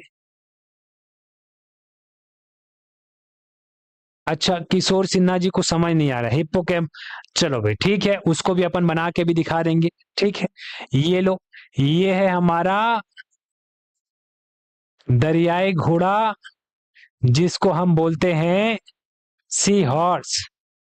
ये लो भाई, अगर आप चाहते हैं कि ओरिजिनल नक्शा जैसा हमारे छत्तीसगढ़ के नक्शे में बना के दिखाओ सर, तो लो, वैसा भी हम बना देते हैं। ठीक है, थोड़ा सा इसको मैं ऐसा चिपकाते हुए ले जा देता हूं। लो भाई, ये दिख रहा है छत्तीसगढ़ जैसा थोड़ा सा। ये है 5 संभाग, ये है हमारा बिलास बस्तर का। ये लो, आप देखो, ये छत्तीसगढ़ जैसा दिख रहा है। ओरिजिनल छत्तीसगढ़ बनाना है, डप्पा डप्पा नहीं बनाना है बोल रहा हूं। तो ये हो गया बस्तर संभाग। लो, ये है आपका दुर्ग संभाग। ये लो, दुर्ग संभाग बना दिए किशोर जी। और ये है आपका रायपुर संभाग। ये लो, ये है बिलासपुर संभाग। ये लो, बिलासपुर संभाग बन गया। और ये वाला आपका कौन सा संभाग है? सरगुजा। अब समझ में आया? ये दिख रहा है अब छत्तीसगढ़ जैसा थोड़ा। यहां पर ही तो बताया जी मैं भी, ये सब जो सीमावर्ती जिले हैं, देखो फटाफट, ये है आपका, स्टार्टिंग का वर्ड लिख रहा हूं, एमसीबी। ये है कोरिया, ये है सूरजपुर, बलरामपुर, ये है जसपुर। यहां पर आओगे तो ये है आपका रायगढ़, ये है सारंगढ़ भिलाईगढ़, ये है धमतरी, ये है गरियाबंद, सॉरी ये है महासमुंद, एमएस, ये धमतरी, ये है आपका कोंडागांव, बस्तर, सुकमा, बीजापुर, नारायणपुर, कांकेर, ममा, ये राजनांदगांव, कैसे है जी, बने बने, ये है आपका कबीर धाम, ये मुंगेली, और ये है आपका जीपीएम। ठीक है, आप समझ में आया कि नहीं आया? अब बन जाएगा, ठीक, बन जाएगा। अब यहां पर देखो, ये बीजापुर से ले गया गाड़ी, थोड़ा दूसरे कलर में बना देता हूं, ब्लू पकड़ लेता हूं। बीजापुर से गया मैं सीरा, बीजापुर से गया मैं राजनांदगांव, राजनांदगांव से गया मैं बलरामपुर, बलरामपुर से गया बलरामपुर तक ही, बलरामपुर से जसपुर गया, जसपुर से मैं सीधा गया सुकमा, सुकमा से, सुकमा, और सुकमा से फिर निकल करके गया मैं बीजापुर। तो यहीं पर तो सब प्रभाव जो जिले हैं वो यहीं पर तो हैं। देख लो भाई, ये सारे यहाँ पर 1 2 3 4 5 5, कौन सा राज्य? महाराष्ट्र। 1 2 3 4 5 6 7 8 9, कौन सा राज्य? मध्य प्रदेश। इधर आ जाओ, 1 उत्तर प्रदेश, इधर आ जाओ झारखंड, 1 और 2, यहाँ पर आ जाओ उड़ीसा, उड़ीसा के साथ देखो 1 2 3 4 5 6 7 8 9, लो बना दिया 9, आंध्र प्रदेश केवल 1, तेलंगाना 1 और 2, बन गया। अब ठीक है, बन जाएगा। कौन भाग गया? अच्छा, जिसको समझा रहा था वही भाग गया। चलो, तो ये सारी चीजें हम क्लास में बहुत अच्छे से आराम से करते हैं। अभी तो मैं स्पीडली आपको बता दिया, जैसा दिख रहा है ये सारी चीजों को स्टेप वाइज सिखाते हैं। ठीक है, चलो, तो यहाँ पर आ जाओ भाई, अगला आ जाए, दिख रहा है? क्या क्या पढ़ूं सर, समझ नहीं आ रहा है, सिलेबस इतना ज्यादा है, यही तो नहीं सोचना है। जो कर सकते हो उसको करते चलो, क्या क्या पढ़ूं मत सोचो। पहला चीज, एग्जाम अगर सामने है तो आप एक टाइम तो फिक्स बना लो, या तो सुबह के 3 घंटे या तो रात के 3 घंटे, एकदम डेली उसको फिक्स बना लो। रात के 3 घंटे का मतलब है रात को 10 से 1 बजे तक दो, या तो सुबह 4 से 7 दो। ये टाइम आपका एक फिक्स होना चाहिए। उसके बाद दिन भर में जितना समय मिल रहा है आपके पास, ठीक है, उसको यूटिलाइज करो, लेकिन ये रात या दिन वाला एक तो फिक्स रखो। ठीक है, क्या क्या पढ़ूं, जो पढ़ाते जा रहे हैं उसको कंप्लीट करते चलो। एमसीक्यू तो हम करवाएंगे ही करवाएंगे, साथ साथ में एमसीक्यू लगाओ। केवल थ्योरी पढ़ने से नहीं होगा, आपको पीवाईक्यू और एमसीक्यू लगाना होगा। ठीक है, ठीक, तो ज्यादा प्रेशर में आओगे तो ऐसे ही नहीं पढ़ पाओगे, इसलिए हंसते हुए पढ़ो, खुशी खुशी पढ़ो, जितना पढ़ सकते हो उतना ही पढ़ो। ऐसा तो है नहीं कि सभी चीज पढ़ डालोगे। जो स्मार्ट स्टडी करेगा वही सिलेक्शन पा पाएगा। मैं शुरू से इसलिए बोलता था कि नोटिफिकेशन आएगा मतलब आएगा, एग्जाम डेट सामने है, लेकिन फिर भी लोग इंतजार में थे। अब आ गया ये नोटिफिकेशन तो अब समय कम है, इसलिए तैयारी में अपनी निरंतरता बरकरार हमेशा रखो जब तक आपका सिलेक्शन ना हो जाए। चाहे किसी भी एग्जाम की तैयारी कर रहे हो, निरंतरता बनाए रखो। नोटिफिकेशन आएगा, एग्जाम डेट भी आएगा, रिजल्ट भी आएगा। अगर निरंतरता बनाए हो तो पोस्ट भी आपको मिलेगा। ठीक है, ठीक ठीक। चल, तो यहां तक हो गया। चलिए अगला क्वेश्चन आज यहीं तक रखते हैं। बहुत सारे प्रश्न हैं, लेकिन हर एक प्रश्न में हमारे पास 3-3 क्वेश्चन के बराबर है, क्योंकि इसके बाद नेक्स्ट क्लास होने वाली है। तो फिलहाल मैं यहीं तक रखूंगा। लास्ट क्वेश्चन का आंसर आप सब फटाफट बताओ। छत्तीसगढ़ के बहुराज्यीय सीमावर्ती जिलों के संदर्भ में निम्नलिखित कथनों पर विचार करें। बलरामपुर जिला 3 राज्यों मध्य प्रदेश, उत्तर प्रदेश, झारखंड की सीमा बनाता है। अभी अभी मैंने आप लोगों को बताया है, अभी देख लेंगे उसको। चलो थोड़ा सा पीछे आते हैं। ये देखो, आप थोड़ा सा ध्यान से देखोगे, इसी डायग्राम को मैंने जो अभी अभी बनाया, ये बलरामपुर जो है एक तो मध्य प्रदेश को स्पर्श कर रहा है, उत्तर प्रदेश को स्पर्श कर रहा है, झारखंड को स्पर्श कर रहा है। मतलब बलरामपुर 3 राज्यों के साथ सीमा बना रहा है, ये बिल्कुल सही बात है। मध्य प्रदेश, उत्तर प्रदेश और झारखंड। चलो भाई, और कौन सा ऐसा राज्य है जो बना रहा है जिला? तो ये जसपुर को देखोगे तो ये 1 और 2 के साथ जिला बना रहा है, मतलब 2 के साथ संपर्क कर रहा है, सीमा बना रहा है, एक झारखंड और उड़ीसा के साथ। और कौन सा है? सुकमा। सुकमा को ध्यान से देखोगे तो ये एक उड़ीसा के साथ, आंध्र प्रदेश के साथ, तेलंगाना। तो मतलब सुकमा भी जो है 3 राज्यों के साथ सीमा बना रहा है। तो ऊपर बलरामपुर है, नीचे सुकमा है, 3 राज्यों के साथ बना रहा है। बीजापुर 1 और 2, ये 2 राज्यों के साथ सीमा बना रहा है। वहीं राजनांदगांव को भी अगर देखोगे तो ये भी 1 और 2 राज्यों के साथ सीमा बना रहा है। तो चलिए प्रश्न पे आते हैं। बलरामपुर 3 राज्यों के साथ सीमा बना रहा है, बिल्कुल सही है। सुकमा 3 राज्यों के साथ सीमा बना रहा है, उड़ीसा, तेलंगाना, आंध्र प्रदेश। अभी अभी मैंने डायग्राम में बनाया, ये भी बिल्कुल सही है। जसपुर 2 राज्य, झारखंड और उड़ीसा, मैंने अभी भी दिखाया, यहाँ जसपुर झारखंड और उड़ीसा के साथ संपर्क कर रहा है। इसके अलावा अन्य राज्य कौन कौन से हैं जो किस किस के साथ जुड़े, सब हमने देखा। इस हिसाब से आपके तीनों के तीनों कथन सही हैं। ऑप्शन होगा डी। ठीक है, क्लियर है? ठीक। तो यहां पर आपको देख के समझ में आया होगा कि क्वेश्चन कैसा है। क्वेश्चन तो फिलहाल मैंने इजी रखा है, लेकिन थोड़े कूट वाले प्रश्न लेकर आया हूं। लेकिन ये सब तभी बनेगा जब आपका थ्योरी पढ़ा हुआ होगा, और थ्योरी की क्लास शुरू हो चुकी है। और नई बैच जो चाहते हैं सीजीएसएसबी का, वो बिल्कुल 1 अगस्त से मेरे साथ जुड़ सकते हैं। छत्तीसगढ़ को तो मैं पढ़ाने वाला हूं आपको। ठीक है, 1 अगस्त से जो नई बैच होगी, अभी जो पुरानी बैच चल रही है उसमें तो क्लासेस चल ही रहा है। नई बैच वाले साथी अगर जुड़ना चाहते हैं, छत्तीसगढ़ पढ़ना चाहते हैं, इसके अलावा जो सीजीएसएसबी का जो सभी अलग अलग समूहों के जितने तमाम पद हैं, सभी के सिलेबस को टारगेट में रखते हुए आपको क्लास स्टार्ट करवाया जाएगा। ठीक है साथियों? ठीक, ठीक है। चलो, तो आज की क्लास को मैं यहीं तक रखता हूं। नेक्स्ट क्लास का टाइम हो चुका है। वीडियो अगर अच्छी लगी हो तो लाइक शेयर करना है। अभी आपको यहीं रहना है, जाना कहीं नहीं है, क्योंकि अभी नेक्स्ट क्लास आपके अभी तुरंत होने वाली है। ठीक है, मेरी बात है स्पष्ट है, क्लियर है सभी को? चलिए, डेली होगा क्या? बिल्कुल, हमारा ये क्लास आप सभी के लिए है और डेली हमारी क्लास होगी। ठीक है, मैं डेली आपके लिए एमसीक्यू जल्द से जल्द लेके आऊंगा, स्पेशली छत्तीसगढ़ का। आप अभी जिस भी एग्जाम की तैयारी कर रहे हैं, उस सब एग्जाम को टारगेट करते हुए हम छत्तीसगढ़ को पढ़ेंगे। ठीक है, ठीक है। चलिए, तो नेक्स्ट क्लास अभी होने वाली है, तो बिल्कुल बरकरार रहे, बने रहे। धन्यवाद सभी को, बहुत बहुत धन्यवाद। ठीक है, नेक्स्ट क्लास अभी तुरंत होने को है।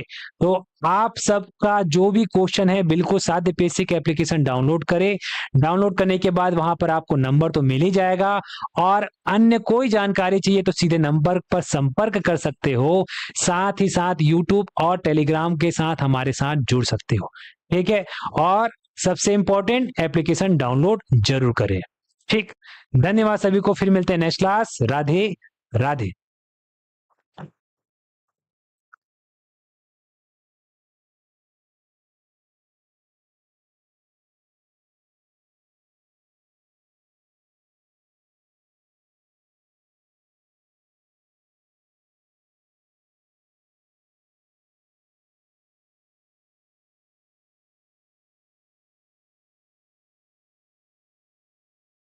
पीडीएफ नहीं आया ना, पीडीएफ नहीं आया। क्या कहा है?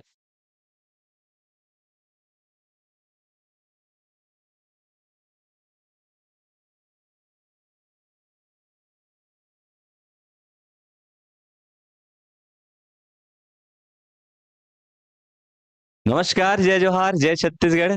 स्वागत है साथियों आप सभी का साथी पीएससी एकेडमी में। और आप सभी बहुत चुस्त दुरुस्त तंदुरुस्त होंगे ऐसा मैं उम्मीद कर रहा हूं और अपने तैयारी में भिड़े होंगे भैया आप। तो जितने भी लोग एसएसबी की तैयारी कर रहे हैं, शिक्षक भर्ती की तैयारी कर रहे हैं, सहायक शिक्षक की तैयारी कर रहे हैं, सबको पता है कि उन सब में जीएस का जो सवाल है वो बहुत ही महत्वपूर्ण है और जीएस का वेटेज भी बढ़ रहा है। पहले शिक्षक भर्ती में उतने सवाल नहीं आते थे लेकिन अब उसका वेटेज बढ़ रहा है। तो इसीलिए मैंने एक क्लास जो है जीएस का कराया था, जिसमें मैं पीवाईक्यू का एक पूरा सीरीज चला रहा हूँ। तो कौन कौन से जो है वह पुराने टाइम में सवाल आए हैं जो कि इंपॉर्टेंट है करके पूरा जीएस का पीवाईक्यू चल रहा है, जिसमें मैं आपको भूगोल का करा रहा हूँ। तो पिछली क्लास में आपको मेरा एक क्लास मिल जाएगा यूट्यूब में हमारे, जिसमें मैं लगभग 10 सवाल करा लिया था। ठीक है, 10 सवाल लगभग लगभग मैंने करा लिया था ये। ठीक है जी, आज उसी के थोड़ा सा आगे का सवाल कर लेते हैं। और ये भी आपको पता है कि फुल डिटेल में हम लोग सवाल कर रहे थे। ठीक है, चलो लगभग लगभग 11 सवाल जो है हो चुका था और उसके आगे का हम लोग को आज करना है। ओके, कोई प्रकार की आपको डाउट होगा, कुछ भी रहेगा तो आप आराम से पूछ सकते हैं। गुड आफ्टरनून सभी को, सभी को गुड आफ्टरनून। हाँ, कल ही वाले क्वेश्चन है, थोड़ा सा आगे बढ़ेंगे आज। ठीक है, चलो थोड़ा सा आज हमको आगे बढ़ना है डियर। ओके, चलिए ठीक है, ओके डियर। चलिए बताइए, सवाल नंबर 12 क्या बोल रहा है? मैग्नीज का सबसे अधिक उपयोग होता है। अब ये सवाल आया किस में है? क्षेत्र रक्षक परीक्षा 2021 में। पूरा 26 तक लेके जाऊंगा ना मैं इसको, ये पूरा सीरीज है जिसको मैं 26 तक लेके जाऊंगा और आज उसी को और कंटिन्यू कर रहे हैं। चलिए बताइए, मैग्नीज का जो यूज है वो सबसे ज्यादा किस में होता है? बताइए, लोहा और इस्पात में, सीमेंट में, या जूट में, या मोटर गाड़ी उद्योग में? हाँ, ओके ओके, है ना, पीडीएफ एप्लीकेशन में डलवा देंगे, बिल्कुल जरूरी है वो चीजें, है ना। आप लोग जब पीडीएफ देखेंगे तभी तो आपको बार बार रिवाइज करने में मदद मिलेगी, इसमें तो भूल जाएंगे।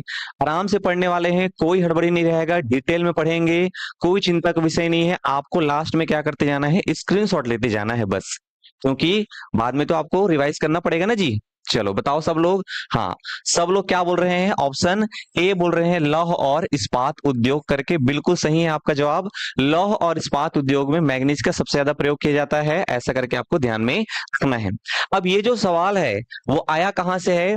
तो ये जो सवाल है वो खनिज वाले टॉपिक से आया है। ठीक है, खनिज वाले टॉपिक से आया है। चलो मैप बना लेते हैं और एक बार याद करने का प्रयास करते हैं, रिवीजन करते हैं कि कौन से क्षेत्र में कौन कौन से खनिज पाए जाते हैं। चलो मेरे साथ मैप बनाओ सब लोग। ठीक है, मैप बनाने भी आपको आना चाहिए क्योंकि जियोग्राफी है तो बिना मैप के तो काम नहीं चलेगा। कम से कम थोड़ा बहुत समझ में आने लायक भी अगर आप मैप बना लेते हैं तब भी आपकी नैया पार हो जाएगी।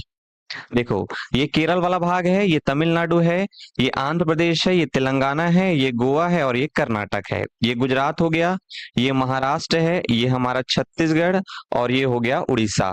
ठीक है, ऐसे करके बिल्कुल बांटते जाना है, मैंने क्लास में भी आपको सिखाया है और यहाँ भी आपको धीरे धीरे बता रहा हूँ। कोई हड़बड़ी नहीं है, आराम से पढ़ना है, हड़बड़ाना बस नहीं है भैया। हड़बड़ाओगे इसका मतलब फिर दिक्कत हो जाएगी। चलो ये ठीक है, बार बार मैं आपके सामने इसलिए बनाता हूं ताकि आप जो है वो बनाना सीख जाएं। ठीक है, आप बनाना सीख जाएं। अच्छा, जितने भी लोग जुड़े हुए हैं एक बार दोस्तों को बता दो, अपने पुराने दोस्तों को। हाँ, जो सहायक शिक्षक की तैयारी कर रहे हैं उनके पास भी एक बार शेयर कर दो, है ना। जीएस वाले गुरुजी आ गए हैं करके, शक्तिमान सर। चलो देखते हैं कौन कौन से खनिज हमको कहाँ कहाँ देखने को मिलेंगे। पहले जगह के नाम याद रखना है। राजस्थान में जो है वो आपको जगह का नाम याद रखना है, जावर। ठीक है, राजस्थान में एक जगह का नाम है जावर। राजस्थान में ही जगह का नाम है रामपुर अगूचा। ठीक है, ये रामपुर अगूचा, मैं पूरा लिख के बता रहा हूं आपको। ठीक है, रामपुर अगूचा क्या क्या मिलता है यहाँ? तो जावर क्षेत्र और रामपुर अगूचा दोनों जगह में क्या मिलेगा हमको? जस्ता। नोट करके रखेंगे, दोनों जगह क्या मिलेगा? जस्ता। इस जावर क्षेत्र में और क्या मिलेगा? तो इस जावर में स्पेशली मिलेगा चांदी। और क्या मिलेगा इसी जावर में? सीसा। तो सीसा कहाँ मिलता है करके सवाल आएगा तो जावर में। चांदी कहाँ मिलता है? जावर में। जस्ता कहाँ मिलता है? जावर के साथ साथ रामपुर बगूचा। चलो और नाम देख लो कुछ कुछ। यही राजस्थान में याद रखना है आपको डिडवाना, ये सब याद रखना है। डिडवाना, डिडवाना झील है जी, और झील है तो नमक मिलेगा, मतलब यहाँ पे लवण मिलता है। चलो यही राजस्थान में आपको नाम याद रखना है खेतड़ी, ठीक है, खेतड़ी। यही याद रखना है झुंझुनू, खेतड़ी, खेत में बैठ के एक आदमी झुंझुनू बजा रहा है, ठीक है, तो बहुत क्या हो गया? भीड़ हो गया। भीलवाड़ा, ठीक है, खेतड़ी, झुंझुनू, भीलवाड़ा। और यहीं पे है खोह दरीबा, खोह दरीबा, ये खोह दरीबा। ये सब जगह क्या मिलेगा? तांबा, मोस्ट इंपॉर्टेंट, ठीक है, ये सब जगह क्या मिलेगा? तांबा। अगर इतना नाम राजस्थान में याद कर लिए तो हो गया, ठीक है। इतना नाम अगर बहुत जने नहीं जुड़े हैं सर, असिस्टेंट टीचर वाले, कोई नोटिफिकेशन डाल रहता तो सब पता रहता। हाँ एक बार भारती जी थोड़ा सा मदद कर दीजिए हमारा, है ना, थोड़ा मैं रुक जाता हूँ। अपने दोस्तों में एक बार शेयर कर दो दोस्त, ठीक है, जितने भी लोग हैं। चलो तो ये हो गया जगह के नाम, ठीक है, और आगे बढ़ते हैं। चलो इधर आओगे तो यहीं पे ग्रीन में ही लिख रहा हूं, यहाँ पे याद रखना है, देखो खितड़ी, झुंझुनू, खो दरीबा, भीलवाड़ा, और यहीं पे याद रखना है आपको मलाज खंड, ठीक है, मलाज खंड। ये मलाज खंड, खितड़ी, झुंझुनू, भीलवाड़ा, खोह दरीबा और मलाज खंड, ये सब जो है वह किसके लिए है? तो ये जो सब है वो तांबे के लिए है, ठीक है, ये सब जो है वह किसके लिए है? तो ये सब तांबे के लिए है। एक यहाँ पे और लिख रहा हूं ग्रीन में ही, ठीक है, रंपा, रंपा करके याद रखना है, यहाँ भी क्या मिलेगा? तांबा, ठीक है, यहाँ भी क्या मिलेगा? तांबा। ये खत्म हुआ। नीचे आते हैं, चलो दूसरे कलर से लिख रहा हूं। यहाँ पे एक नाम याद रखना है, और यहाँ पे झारखंड में, ये झारखंड है और ये मध्य प्रदेश है, ठीक है, झारखंड में और मध्य प्रदेश में। चलो मध्य प्रदेश में एक नाम याद रखना है आपको, नाम सुना होगा आपने, कटनी, नाम सुना है कटनी, ठीक है। और झारखंड में एक नाम सुना होगा आपने, कटनी के बाद याद रखना है आपको लोहरदगा, लोहरदगा, बिल्कुल आराम से। दोनों जगह क्या मिलेगा? बॉक्साइट, ठीक है, ये मध्य प्रदेश के कटनी में और झारखंड के लोहरदगा में, दोनों जगह क्या मिलेगा? बॉक्साइट मिलेगा। कम से कम इतना तो याद रख सकते हैं। चलो और और बता रहा हूं, देखो मध्य प्रदेश में एक जगह है जिसका नाम है पन्ना, आपने सुना होगा, पन्ना की तमन्ना है कि हीरा मुझे मिल जाए करके, एक बहुत ही शानदार गाना है। तो ये पन्ना जो क्षेत्र है मध्य प्रदेश में, वहां हीरा मिलता है जी। छत्तीसगढ़ में आपको पता ही है गरियाबंद, छत्तीसगढ़ में गरियाबंद मोस्ट फेमस है, ठीक है, गरियाबंद, ये गरियाबंद ही है, ठीक है, थोड़ा सा उल्टा हो गया है। चलो गरियाबंद यहाँ मिलेगा। और आपने सुना होगा ये तेलंगाना में गोलकुंडा, गोलकुंडा, गोलकुंडा की खान, जहां से हमको कोहिनूर हीरा की प्राप्ति हुई है, वो यहीं से मिला है, गोलकुंडा से, तेलंगाना में। ये तीनों जो जगह है, ठीक है, ये जो जितनी भी जगह है यहाँ से क्या मिलेगा अपने को? हीरा, ठीक है, ये सब जो जगह है वो हीरा वाले हैं। चलो और देख लो थोड़ा थोड़ा सा, कम से कम जितना याद हो सकता है उतना तो कर सकते हैं। देखो ये वाला जो क्षेत्र है कर्नाटक में, यहीं पे आपको याद रखना है रायचूर, रायचूर, हट्टी और कोलार गोल्ड माइन। ये रायचूर, हट्टी और कोलार गोल्ड माइन, आपने केजीएफ मूवी देखा होगा, उसमें बोलता है कोलार गोल्ड माइन ऐसा करके। तो कोलार गोल्ड माइन, रायचूर, हट्टी, ये सब जगह कहाँ मिलेगा आपको? यहाँ मिलेगा आपको सोना, ठीक है, सोना और चांदी, सोना और चांदी, ये आपको ध्यान रखना है, ठीक है, ये आपको ध्यान रखना है, मोस्ट इंपॉर्टेंट। मैं कल की क्लास में बता चुका हूं आपको कि लोहा कहाँ मिलता है, कोयला कहाँ मिलता है, पेट्रोलियम कहाँ मिलता है। अब उसके बाद जो अलग है उसको थोड़ा थोड़ा करने का प्रयास कर रहे हैं, ठीक है। चलो और नीचे आएंगे केरल में, तो केरल में जो है वह एक जगह आपको देखने को मिलेगा, ठीक है, केरल में एक जगह आपको देखने को मिलेगा मोनोजाइट बालू, मोस्ट इंपॉर्टेंट है, मोनोजाइट बालू। तो केरल के मोनोजाइट बालू में क्या मिलता है भैया? थोरियम, ठीक है, केरल के मोनोजाइट बालू में क्या मिलता है? थोरियम, ये आपको ध्यान रखना है, ठीक है, केरल के मोनोजाइट बालू में थोरियम मिलता है। चलो इधर झारखंड सबसे इंपॉर्टेंट है, अगर सबसे ज्यादा सवाल बनेगा तो झारखंड से बनेगा, ठीक है। झारखंड में आपको नाम याद रखना है, सबसे पहले झारखंड में याद रखना है जादूगुड़ा, कम से कम इतना याद रख लो, जादूगुड़ा।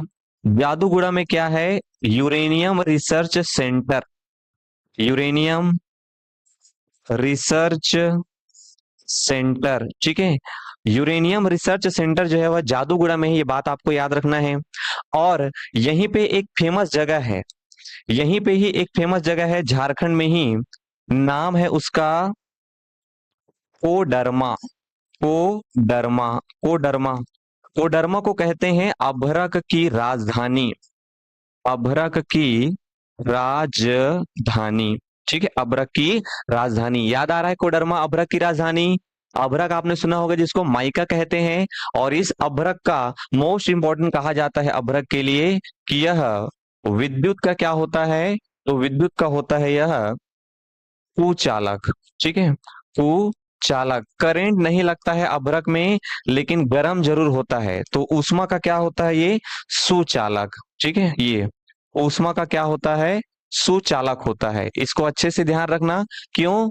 क्योंकि इसको हम लोग आयरन में यूज करते हैं, नीचे लगाते हैं प्लेट के रूप में, तो ये गर्म तो होता है लेकिन इसमें इलेक्ट्रिसिटी प्रवाहित नहीं होती है, ठीक है डियर। चलो, तो कम से कम इतना नाम भी अगर अभी याद कर लोगे आप लोग, तो भी आप लोग का काम चल जाएगा। चलो स्क्रीनशॉट ले लो इसका, ठीक है, स्क्रीनशॉट ले लो, कम से कम इतना नाम तो याद हो आपको, इतना नाम आपको याद में होना चाहिए, ठीक है। आगे बढ़े धीरे धीरे, कोई हड़बड़ी नहीं है ना। हैंडराइटिंग वगैरह समझ में नहीं आएगा तो स्पष्ट रूप से बताना मेरे को।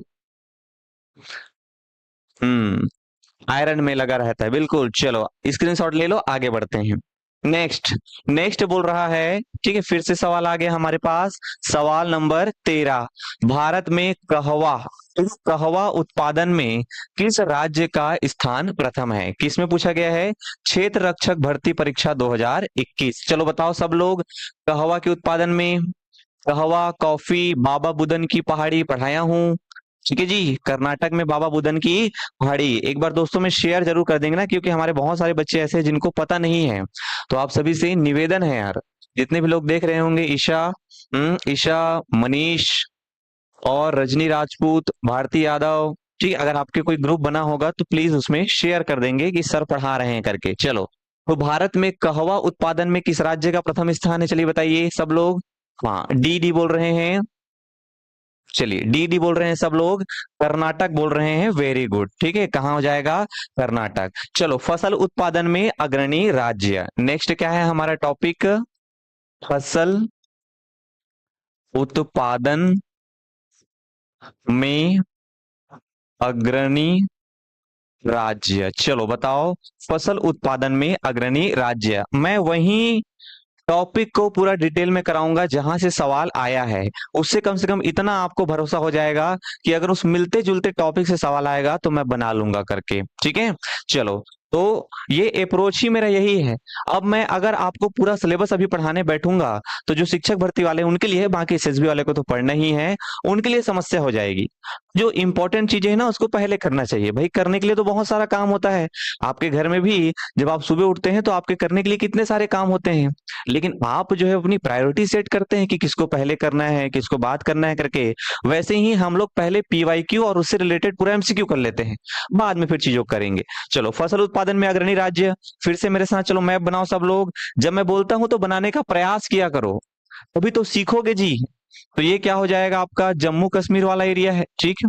जम्मू कश्मीर के बाद ये हो जाएगा गुजरात वाला एरिया, ये उत्तराखंड हो गया, ये सिक्किम हो गया, और ऐसे करके बना लेना है भैया। चलो बताओ साथ साथ में, केरल, तमिलनाडु, आंध्र प्रदेश, तेलंगाना, गोवा, कर्नाटक, गुजरात, महाराष्ट्र, छत्तीसगढ़, उड़ीसा। ये इसको सीधा मिला दिए, इसको सीधा मिला दिए, इसको सीधा मिला दिए। ये हिमाचल, उत्तराखंड, राजस्थान, मध्य प्रदेश, ठीक है, पंजाब, हरियाणा, उत्तर प्रदेश, ये पश्चिम बंगाल, ऊपर बिहार, नीचे झारखंड, सिक्किम, और ये आपका मेघालय, और ये असम। एक डब्बा, दो डब्बा, तीन डब्बा, चार डब्बा बन गया भैया। मैप में नाम भी लिखा करो सर। देखो महेश्वरी जी, इतना आपको स्वयं से मेहनत करना पड़ेगा। अगर मैप में मैं राज्य के नाम लिखूंगा तो दिक्कत हो जाएगी, बहुत टाइम लग जाएगा। तो वो आपकी जिम्मेदारी है, कुछ मेहनत आप करेंगे, कुछ मेहनत मैं करूंगा, तब कहीं जाके हम लोग सफल हो पाएंगे, है ना। तो आपको कम से कम मैं आज सबसे निवेदन कर रहा हूँ, एकदम हाथ जोड़ के निवेदन कर रहा हूँ, आप सभी भारत के मैप को अच्छे से देख लेना कि कौन सा राज्य कहाँ पे है करके। बाकी पूरा जिम्मेदारी मेरा है कैसे याद होगा करके। बस आप भारत का मैप याद करके आ जाना, ठीक है। बस आप लोग भारत का मैप याद कर लेना, बाकी मैं आपको बता दूंगा। चलो ठीक है, तो ये कौन सा राज्य है? उत्तर प्रदेश। ठीक है, ये कौन सा राज्य है? उत्तर प्रदेश। ठीक है, अभी चलो नए हो आप लोग। उत्तर प्रदेश में बताओ सबसे ज्यादा लोग रहते हैं, तो सबसे ज्यादा गाय भैंस भी वही रहेंगे। ठीक है, तो खाना, खाद्यान्न, ठीक है, खाद्यान्न में सबसे पहले नंबर में कौन है? उत्तर प्रदेश। ठीक है, दूध के उत्पादन में सबसे पहले नंबर में कौन है? उत्तर प्रदेश। गन्ना के उत्पादन में सबसे पहले नंबर में कौन है? उत्तर प्रदेश। ठीक है, गेहूं के उत्पादन में सबसे पहले नंबर में कौन है? उत्तर प्रदेश। ग से गन्ना, ग से गेहूं, और याद रखना है खाद्यान्न और दूध। चार कैसे याद नहीं होगा बताओ? ठीक है, चार याद हो जाएगा। चलो और आ जाओ, ये साइड में देखो, ये क्या है? बिहार। ठीक, ये हो गया आपका बिहार। बिहार किस में टॉप है बताओ? ठीक है, बिहार, बिहार में याद रखना है लीची। लीची के उत्पादन में सबसे ज्यादा कहाँ होता है? तो बिहार में। चलो बिहार के बाद ये जो है, ये क्या है? आसाम। ये आसाम। आसाम में याद रखना है, किसी को भी पूछोगे तो आंख मूंद के बता देगा कि चाय के उत्पादन अगर मुझे कोई पूछे तो मुझे आंख मूंद के आसाम लगाना है। ओके डियर, चलो नीचे आओगे। नीचे ये क्या है? वेस्ट बंगाल। वेस्ट बंगाल में याद रखना है जूट। तो जूट के उत्पादन सबसे ज्यादा कौन करता है? वेस्ट बंगाल। ठीक है, जूट का उत्पादन, हाँ ठीक है, तो वेस्ट बंगाल में जूट। चलो इधर आ जाते हैं, है ना, इस साइड देखो। अब ये क्या है? राजस्थान। ठीक है, ये राजस्थान है। अब राजस्थान में सोच के देखो, ज्यादा पानी है क्या? नहीं है। तो वहां धान का उत्पादन ज्यादा होगा क्या? नहीं। वहां किसका उत्पादन ज्यादा होगा? मोटा अनाज। ठीक है, मोटा अनाज। और मोटा अनाज के रूप में आपको एक याद रखना है, बाजरा। ठीक है, तो बाजरा का सबसे ज्यादा उत्पादन कौन करता है? राजस्थान। मोटा अनाज का सबसे ज्यादा उत्पादन कौन करता है? राजस्थान। अच्छा, राजस्थान वाले जो है तेल बहुत खाते हैं, ये बात भी आपको ध्यान रखना है। तो तिलहन का उत्पादन, तिलहन समझते हैं जिससे तेल प्राप्त होता है, उन फसलों का सबसे ज्यादा उत्पादन कौन करता है? राजस्थान। साथ ही आपको याद रखना है कि राजस्थान में ही अगर आपको बोले तिलहन के अंतर्गत एक तिलहन, तिलहन में एक तिलहन क्या हो जाएगा? सरसों। ठीक है, सरसों का तेल। तो यहाँ पे हालांकि चार फैक्ट हैं, लेकिन ये दोनों एक दूसरे से रिलेटेड हैं, ये दोनों एक दूसरे से रिलेटेड हैं। इतना रिलेट करके आप पढ़ रहे हैं, ये बहुत इंपॉर्टेंट है। चलो और नीचे आते हैं। ठीक है, और नीचे ये क्या है? गुजरात। ये क्या है? गुजरात। गुजरात में क्या याद रखना है? गुजरात में एक मूंगफली। ठीक है, मूंगफली। मुझे बाद में पता है तुम लोग परेशान हो जाओगे, तो याद रखना है किसको किसको। देखो ये मूंगफली में ग है, ये गुजरात में ग है। गुजरात का ग में मूंगफली। ठीक, और मूंगफली के बाद गुजरात में ही याद रखना है कपास। तो मूंगफली और कपास के उत्पादन में सबसे पहले नंबर पे कौन है? गुजरात। ठीक है, गुजरात। चलो मध्य प्रदेश की बात करते हैं, ये है एमपी। एमपी, मध्य प्रदेश। मध्य प्रदेश में ध्यान रखना है आपको सबसे ज्यादा दलहन, और दलहन के रूप में बोले तो याद रखना है उड़द। ठीक है, उड़द। ये दलहन के रूप में याद रख लेना आप लोग, उड़द। और अगर आपको एमपी में बोले तो एक याद रखना है, दलहन हो गया, उड़द हो गया, एक दो बस और है। ठीक, सोयाबीन याद रख लेना यहीं पे। ठीक है, ये सोयाबीन। तो दलहन हो गया, उड़द हो गया, सोयाबीन और चना। दलहन, उड़द, सोयाबीन और चना कौन करता है ज्यादा उत्पादन? एमपी। नीचे आओ, महाराष्ट्र। महाराष्ट्र, महाराष्ट्र में एक ही याद रख लो, ज्वार। ज्वार का सबसे ज्यादा उत्पादन करता है महाराष्ट्र। ठीक है, ये है कर्नाटक। कर्नाटक, कर्नाटक बोले तो कर्नाटक में ध्यान रखना है, कर्नाटक में याद रखना है सूरजमुखी। सूरजमुखी, सूरज मरा करके याद रख लेना। सूरजमुखी, सूरज मरा, मक्का, ठीक है, मरा, रा से रागी, सूरज मरा, कैसे मरा, उसको अजगर सांप चाप दिया, अरहर, ठीक है, अरहर, रागी, मक्का, सूरजमुखी, ये सब है कर्नाटक। अपडेटेड डाटा बता रहा हूं, ये तेलंगाना, तेलंगाना में याद रखना है चावल, ठीक है, तेलंगाना में चावल, पहले चावल का उत्पादन करता था पश्चिम बंगाल, अब क्या याद रखना है, तेलंगाना, ठीक है। चलो स्क्रीनशॉट लो इसका। नारियल, काजू, बादाम सब इधर केरल वाला, ठीक है, नारियल, काजू, बादाम बोले तो केरल, मसाला वसाला बोले सब केरल वाला पार्ट है। चलो हो गया, स्क्रीनशॉट लीजिए सब लोग। वेरी गुड यार। चलो आगे बढ़ते हैं, चलिए नेक्स्ट है सवाल नंबर 14। भारत में हरित क्रांति का प्रारंभ कब हुआ था, ठीक है, भारत में हरित क्रांति का प्रारंभ कब हुआ था, क्षेत्र रक्षक परीक्षा 2021। चलो बताओ, भारत में हरित क्रांति की शुरुआत जो है वह कब आपको देखने को मिली है।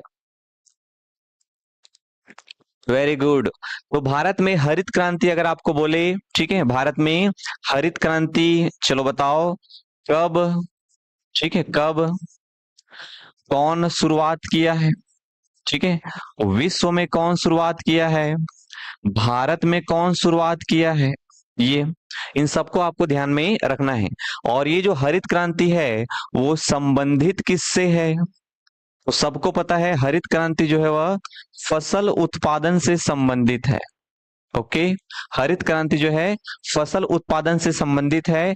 कब, तो 1960 से लेके 1970 के दशक में था, लेकिन यहाँ पे 60 से लेके 65 भी है और 65 से लेके 70 भी है, तो थोड़ा सा प्रॉब्लम यहाँ पे झेलना पड़ रहा है अपने को, ठीक है, थोड़ा सा प्रॉब्लम यहाँ पे झेलने के लिए पड़ रहा है। ओके चलो, और देखो विश्व में कौन चालू किया है, तो डॉक्टर, आपने सुना होगा डॉक्टर नॉर्मन, है ना, नॉर्मन ई बोरलॉक, ये डॉक्टर नॉर्मन ई बोरलॉक। और भारत में स्वामीनाथन, ठीक, ये स्वामीनाथन ऐसा करके आपको सुनने को मिलेगा। और यही जो स्वामीनाथन है, इनको 2004 में किसान आयोग के प्रथम अध्यक्ष बनाए गए थे, ठीक है, किसान आयोग के प्रथम अध्यक्ष बनाया गया था। और ये जो डॉक्टर नॉर्मन ई बोरलॉक है, इनको शांति का नोबेल पुरस्कार दिया गया है, ठीक है, शांति का नोबेल पुरस्कार, ये शांति का नोबेल पुरस्कार दिया गया है। तो इतना आपको ध्यान में रखना है, ठीक है, इतना आपको ध्यान में रखना है। यहाँ पे थोड़ा सा क्या है, डाटा दोबारा दे दिया है तो मेरे को थोड़ा सा चेक करना पड़ेगा। मेरे ख्याल से 60 से 70 के बीच में तो ओवरऑल है, ठीक है, लेकिन इसमें 60 से 65 लिया है एग्जामिनर की, 65 से 70 लिया है, मेरे को थोड़ा सा देखना पड़ जाएगा, तो उसको भी हम लोग छोड़ रहे हैं। मैं कमेंट सेक्शन में इसको पिन कर दूंगा, ठीक है ना, उस समय क्या लिया है एक्चुअल में व्यापम, उसको मैं पिन कर दूंगा। बाकी इसका क्लास में मैंने जो कुछ तो बताया होगा। चलो आगे बढ़े, चलो इतना हो गया भैया, थैंक यू सो मच। चलिए आगे बढ़ते हैं, हरित क्रांति। बाकी आप लोग और इसमें दुग्ध क्रांति बोलेगा वो तो पता ही है आपको, ठीक है, दुग्ध क्रांति। तो दुग्ध क्रांति कब हुआ है, ये भी 1970 की घटना है, ठीक है, ये भी 1970 की घटना है। मैक्सिमम चांस है कि इसमें 60 से 65 लिया होगा आंसर। चलो आगे बढ़ते हैं, ठीक है, चलो आगे बढ़ते हैं। ये हो गया आपके फसल से रिलेटेड, ठीक है, फसल से रिलेटेड हरित क्रांति में आपको इतना जो है चीजें ध्यान में रखनी थी, मेरे ख्याल से हो गया है, ठीक है। हाँ, हरित क्रांति जो शब्द दिया गया है, अब जो बोल रहे हैं हरित क्रांति जो शब्द दिया गया है वो विलियम गॉड ने दिया है, बिल्कुल सही बात है। और ये जो नोबेल पुरस्कार है ये 1970 में मिला है जी, ठीक है, 1970 में मिला है। ये भी पूछता है, हमको क्या लगता है कि इनको खाद्य को नोबेल पुरस्कार मिला है करके, जबकि खाद्य के लिए तो कोई नोबेल पुरस्कार मिलता ही नहीं है। खाद्य आने से लोगों में शांति फैली, इसलिए इनको शांति का नोबेल पुरस्कार दिया गया 1970 में। चलो आगे बढ़ते हैं, नेक्स्ट सवाल नंबर 15, रेगुर मिट्टी कहाँ पाया जाता है। चलो ये भी किसने पूछा है, क्षेत्र रक्षक परीक्षा 2021 में पूछा गया है, रेगुर मिट्टी कहाँ पाया जाता है। वेरी गुड रितांजलि वर्मा जी, है ना। पढ़ाई इस प्रकार से करो कि इकोनॉमी, ज्योग्राफी, हिस्ट्री, पॉलिटी सब आपस में जुड़ जाए। अब आप लोग बोलेगे कि सर किसान आयोग जो है वह कौन से आर्टिकल के अंतर्गत में है ना। किसान आयोग का जो गठन है वह कौन से अधिनियम के तहत किया गया है, कौन से आर्टिकल के तहत किया गया है, तो आपको चीजों को जोड़ना है। एग्जाम्पल के रूप में बता रहा हूं, जब आप चीजों को पढ़ते हैं तो थोड़ा सबसे जोड़ के देखिए। भाई सिकंदर अगर आया है 326 के आसपास में, 323 में उसकी मृत्यु हो गई, तो 326 में कौन से दर्रे से भारत में आया है ना। ये क्या हो गया, हिस्ट्री के सवाल हो गया और ज्योग्राफी के सवाल हो गए, ऐसा करके। चलो रेगुर मिट्टी, हाँ सब लोग क्या बोल रहे हैं, ऑप्शन डी डी करके बोल रहे हैं, महाराष्ट्र बिल्कुल सही है। आप लोग को ये भी लग रहा होगा कि बिल्कुल वन लाइनर सवाल है, लेकिन सवाल भी तो कब का है, सवाल है 2021 का। इससे हमको ये जरूर पता चल रहा है कि टॉपिक क्या पूछ रहा है, और ये पता चल रहा है कि हाँ सवाल थोड़े टफ हो सकते हैं, टॉपिक चेंज नहीं होगा, वहीं में टॉपिक आपको बार बार देखने को मिलेगा। चलो रेगुर मिट्टी की बात कर रहा है, ठीक है। रेगुर मिट्टी, थोड़ा सा मिट्टी वाला चैप्टर देख लेते हैं, ठीक है। मिट्टी, ये हल्का सा मिट्टी वाला चैप्टर देख लेते हैं।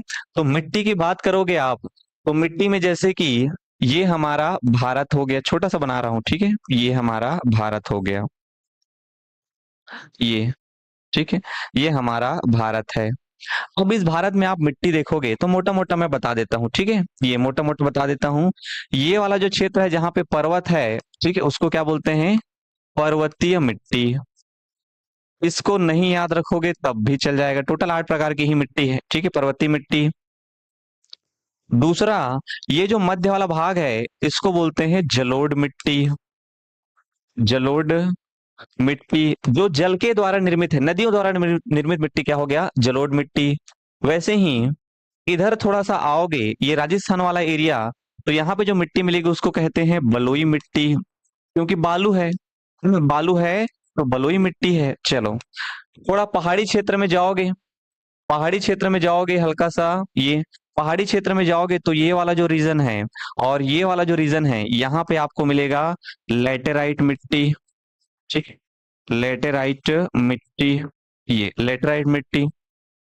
और और ये जो महाराष्ट्र वाला एरिया है यहाँ पे आपको मिलेगा काली मिट्टी, ठीक है, ये काली मिट्टी, ओके। और और जो बच गया पूरा भाग, ठीक है, ये जो बच गया भाग है ये क्या है आपका, लाल पीली मिट्टी है, ठीक है, लाल लाल पीली मिट्टी। अब बात आती है कि इन सब मिट्टियों के बारे में हमको क्या क्या याद रखना है, हमारे लिए क्या इंपॉर्टेंट है, हमको क्या क्या याद रखना है। तो आपको मैं कुछ कुछ चीजें बता रहा हूं, उसको गांठ बांध के रख लो, है ना, कसम से बोल रहा हूं, तुमको ज्यादा तकलीफ नहीं होगी, सवाल यहीं से देखने को मिलेंगे। जलोढ़ मिट्टी क्या है, जल, या बोल सकते हैं नदी द्वारा निर्मित, नदी द्वारा निर्मित। भारत में 40 से 43% दो प्रकार, ठीक है, एक है बांगर और एक है खादर। बांगर पुराना है, पुराना नदी के द्वारा निर्मित मिट्टी हो गया बांगर, और खादर है नवीन, नवीन जलोढ़ मिट्टी उसको बोलते हैं खादर। ये दोनों को याद रख लो ना, हमेशा काम आएगा। पुराना जलोढ़ मिट्टी क्या है, बांगर, बापू करके याद रखना, ये बा और ये पू, और ये नक करके याद रखना, और ख। नवीन जलोढ़ मिट्टी नदियों के द्वारा बहा के लाई गई नई जलोढ़ मिट्टी कहलाता है खादर। इतना याद रख लो, तुम्हारा काम चल जाएगा। फसल किसका लगाते हैं, धान का, बस इतना याद नहीं हो पाएगा यार, ठीक है। जलोढ़ मिट्टी में धान। लाल पीली मिट्टी में भी आप लोग देखोगे तो इसमें भी क्या लगाते हैं, धान, ज्यादा कुछ इसमें कंटेंट नहीं है। सबसे इंपॉर्टेंट है ये लेटराइट मिट्टी। लेटराइट मिट्टी के बारे में याद रखना है, पहाड़ी क्षेत्र में, पहाड़ी क्षेत्र में पाया जाएगा। क्यों, क्योंकि पहाड़ी क्षेत्र में बारिश ज्यादा होता है, और पहाड़ी क्षेत्र में बारिश ज्यादा होता है तो याद रखना है, जब बारिश होता है तो पहाड़ों के ऊपर जब पानी टकराता है ना, बारिश की बूंदें टकराती है तो छोटी छोटी अपर्दन करती है, और उसी अपर्दन को कहते हैं लीचिंग, ठीक है, उसी अपर्दन की क्रिया को क्या कहते हैं, लीचिंग। तो लीचिंग की क्रिया द्वारा कैसे बनता है, लीचिंग की क्रिया के द्वारा, निच्छालन की क्रिया के द्वारा छोटे छोटे बूंद जो है जब टकराते हैं पर्वत से, तब बनता है भैया ये। हाँ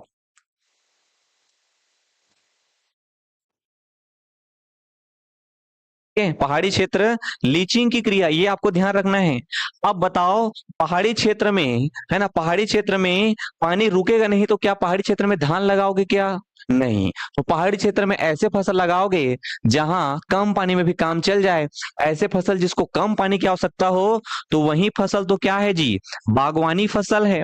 वही फसल क्या है? बागवानी फसल है। धनिया, मिर्ची, टमाटर, ये सबको बहुत कम पानी चाहिए। आज हमारी मम्मियां भी जब धनिया मिर्ची लगाती है तो ऐसी जगह में लगाती है, ढलान वाली जगह में, जहां पानी मत रुके, नहीं सब सर के मर जाइए। चलो, एक काली मिट्टी का निर्माण कैसे हुआ है? तो काली मिट्टी का निर्माण हुआ है बेसाल्ट लावा से। ठीक है, कैसे हुआ है? बेसाल्ट लावा से निर्माण हुआ है इसका। ये बेसाल्ट लावा क्या है? तो जब ज्वालामुखी फटा, लावा पृथ्वी के बाहर आ गया और पूरा फैल गया, और फैलने के बाद जम गया। ठीक है, फैलने के बाद जम गया, उसी से जो मिट्टी हुई वो काली मिट्टी है। तो इसमें क्या है? इसमें आपका कैल्शियम है, ठीक है, इसमें आपका पोटेशियम है, इसी में आपका मैग्नीशियम है, इसी में आपका एल्यूमिनियम है। और यह जो काली मिट्टी होती है वह एकमात्र मिट्टी है जो कि कैसी होती है? क्षारीय। ये सब मिट्टी अम्लीय है, लेकिन ये मिट्टी कैसी है? क्षारीय। ये सवाल आएगा कि सभी मिट्टियों में कौन सा क्षारीय है? तो काली मिट्टी क्या है? क्षारीय है। अब काली मिट्टी में क्या होता है? चीका होता है। चीका क्या है? छोटे छोटे जो मिट्टी के कण रहते हैं ना, छोटे छोटे जो मिट्टी के कण रहते हैं उसको कहते हैं चीका, उसको कहते हैं चीका। तो चीका की जो मात्रा है वो 50% तक होती है। और चीका की जो मात्रा एकदम छोटे छोटे कण, मिट्टी के एकदम बारीक कण जब 50% है, तो बताओ ये जो मिट्टी है, और जब मिट्टी को जब पानी के साथ में मिक्स होगा, गाढ़ा बनेगा, तो क्या उन मिट्टियों के कणों के मध्य में गैप रहेगा क्या पानी रिसने के लिए? जैसे घर में हम लोग आटा रहता है और उस आटे का हम लोग क्या बनाते हैं? दिया। और जब दिया में जब तेल डालते हैं या पानी डालते हैं तो वो तेल में रिसता नहीं है। क्यों? क्योंकि इतने बारीक कण होते हैं आटा के कि वहां पे बिल्कुल जगह ही नहीं मिलता है पानी को रिसने के लिए। वैसे ही ये काली मिट्टी भी एकदम बारीक होती है, तभी तो काली मिट्टी का हम लोग शैम्पू के रूप में यूज करते हैं अपना मुड़ मिंजने के लिए। और बड़े बड़े दाना होता तब हमारी मुड़ी नहीं छिला जाती इसका। नहीं, समझ रहे हो बात को? तो चीका की मात्रा ज्यादा होता है, जिसके कारण इसका जल धारण क्षमता एकदम ज्यादा होता है। ठीक है, जल धारण क्षमता सबसे ज्यादा होता है काली मिट्टी का, ये याद ध्यान रखना है आपको। ओके, और क्या ध्यान रखना है? जल धारण क्षमता सबसे ज्यादा होती है। और याद रखना है, इसी को रेगुर मिट्टी तो चलो कहते हैं, ये रेगुर मिट्टी कहते हैं। इसी को स्वतः कृष्य मिट्टी कहते हैं। काली मिट्टी अगर देखे होगे तो आपको पता होगा कि जब गर्मी के दिन में काली मिट्टी में रोशनी धूप पड़ता है तो एकदम फट जाता है वो, तो सूर्य की रोशनी जो है पूरे अंदर तक चली जाती है, अपने आप को हील कर लेता है वो स्वयं से। ठीक है, ये आपको ध्यान रखना है। बलुई मिट्टी के बारे में क्या याद रखोगे? बलुई मिट्टी जिसमें बालू है, ठीक है, बालू द्वारा निर्मित, बालू द्वारा जो निर्मित मिट्टी है, सोच के देखो क्या वो जल धारण क्षमता ज्यादा होगा क्या? नहीं। तो जब जल धारण क्षमता ज्यादा नहीं है तो उसमें धान लगा पाएंगे क्या? बहुत लंबे समय तक पानी वाला फसल लगा पाएंगे क्या? नहीं। क्या लगाएंगे उसमें? मोटा अनाज। ठीक है, क्या लगाएंगे उसमें? मोटा अनाज। तो ये हो गया बलुई मिट्टी के बारे में भैया। ठीक है, ऐसे पढ़ना है लाला। आप तो शैम्पू में धोते हैं का हाथ। तो ऐसे पढ़ना है। आज के लिए इतना ही, है ना, थोड़ा सा इमरजेंसी काम आ गया है, हमारे जो स्टीमर है उनको तो थोड़ा जाना पड़ेगा, आप सभी से माफी चाहते हैं। इसी प्रकार के क्लासेस में आपके लिए लेके आते रहूंगा। ये जो सीरीज चालू किया हूं मैं, इसको पूरा करूंगा। ठीक है, 21 से लेके 26 तक के पूरे सवाल कराऊंगा। आप सभी का बहुत बहुत धन्यवाद हमारे साथ जुड़ने के लिए। इसी प्रकार के प्यार भरोसा बनाए रहिए, हम भी आपके प्यार और भरोसे में खरा उतरने का पूरा प्रयास करेंगे। Thank you so much.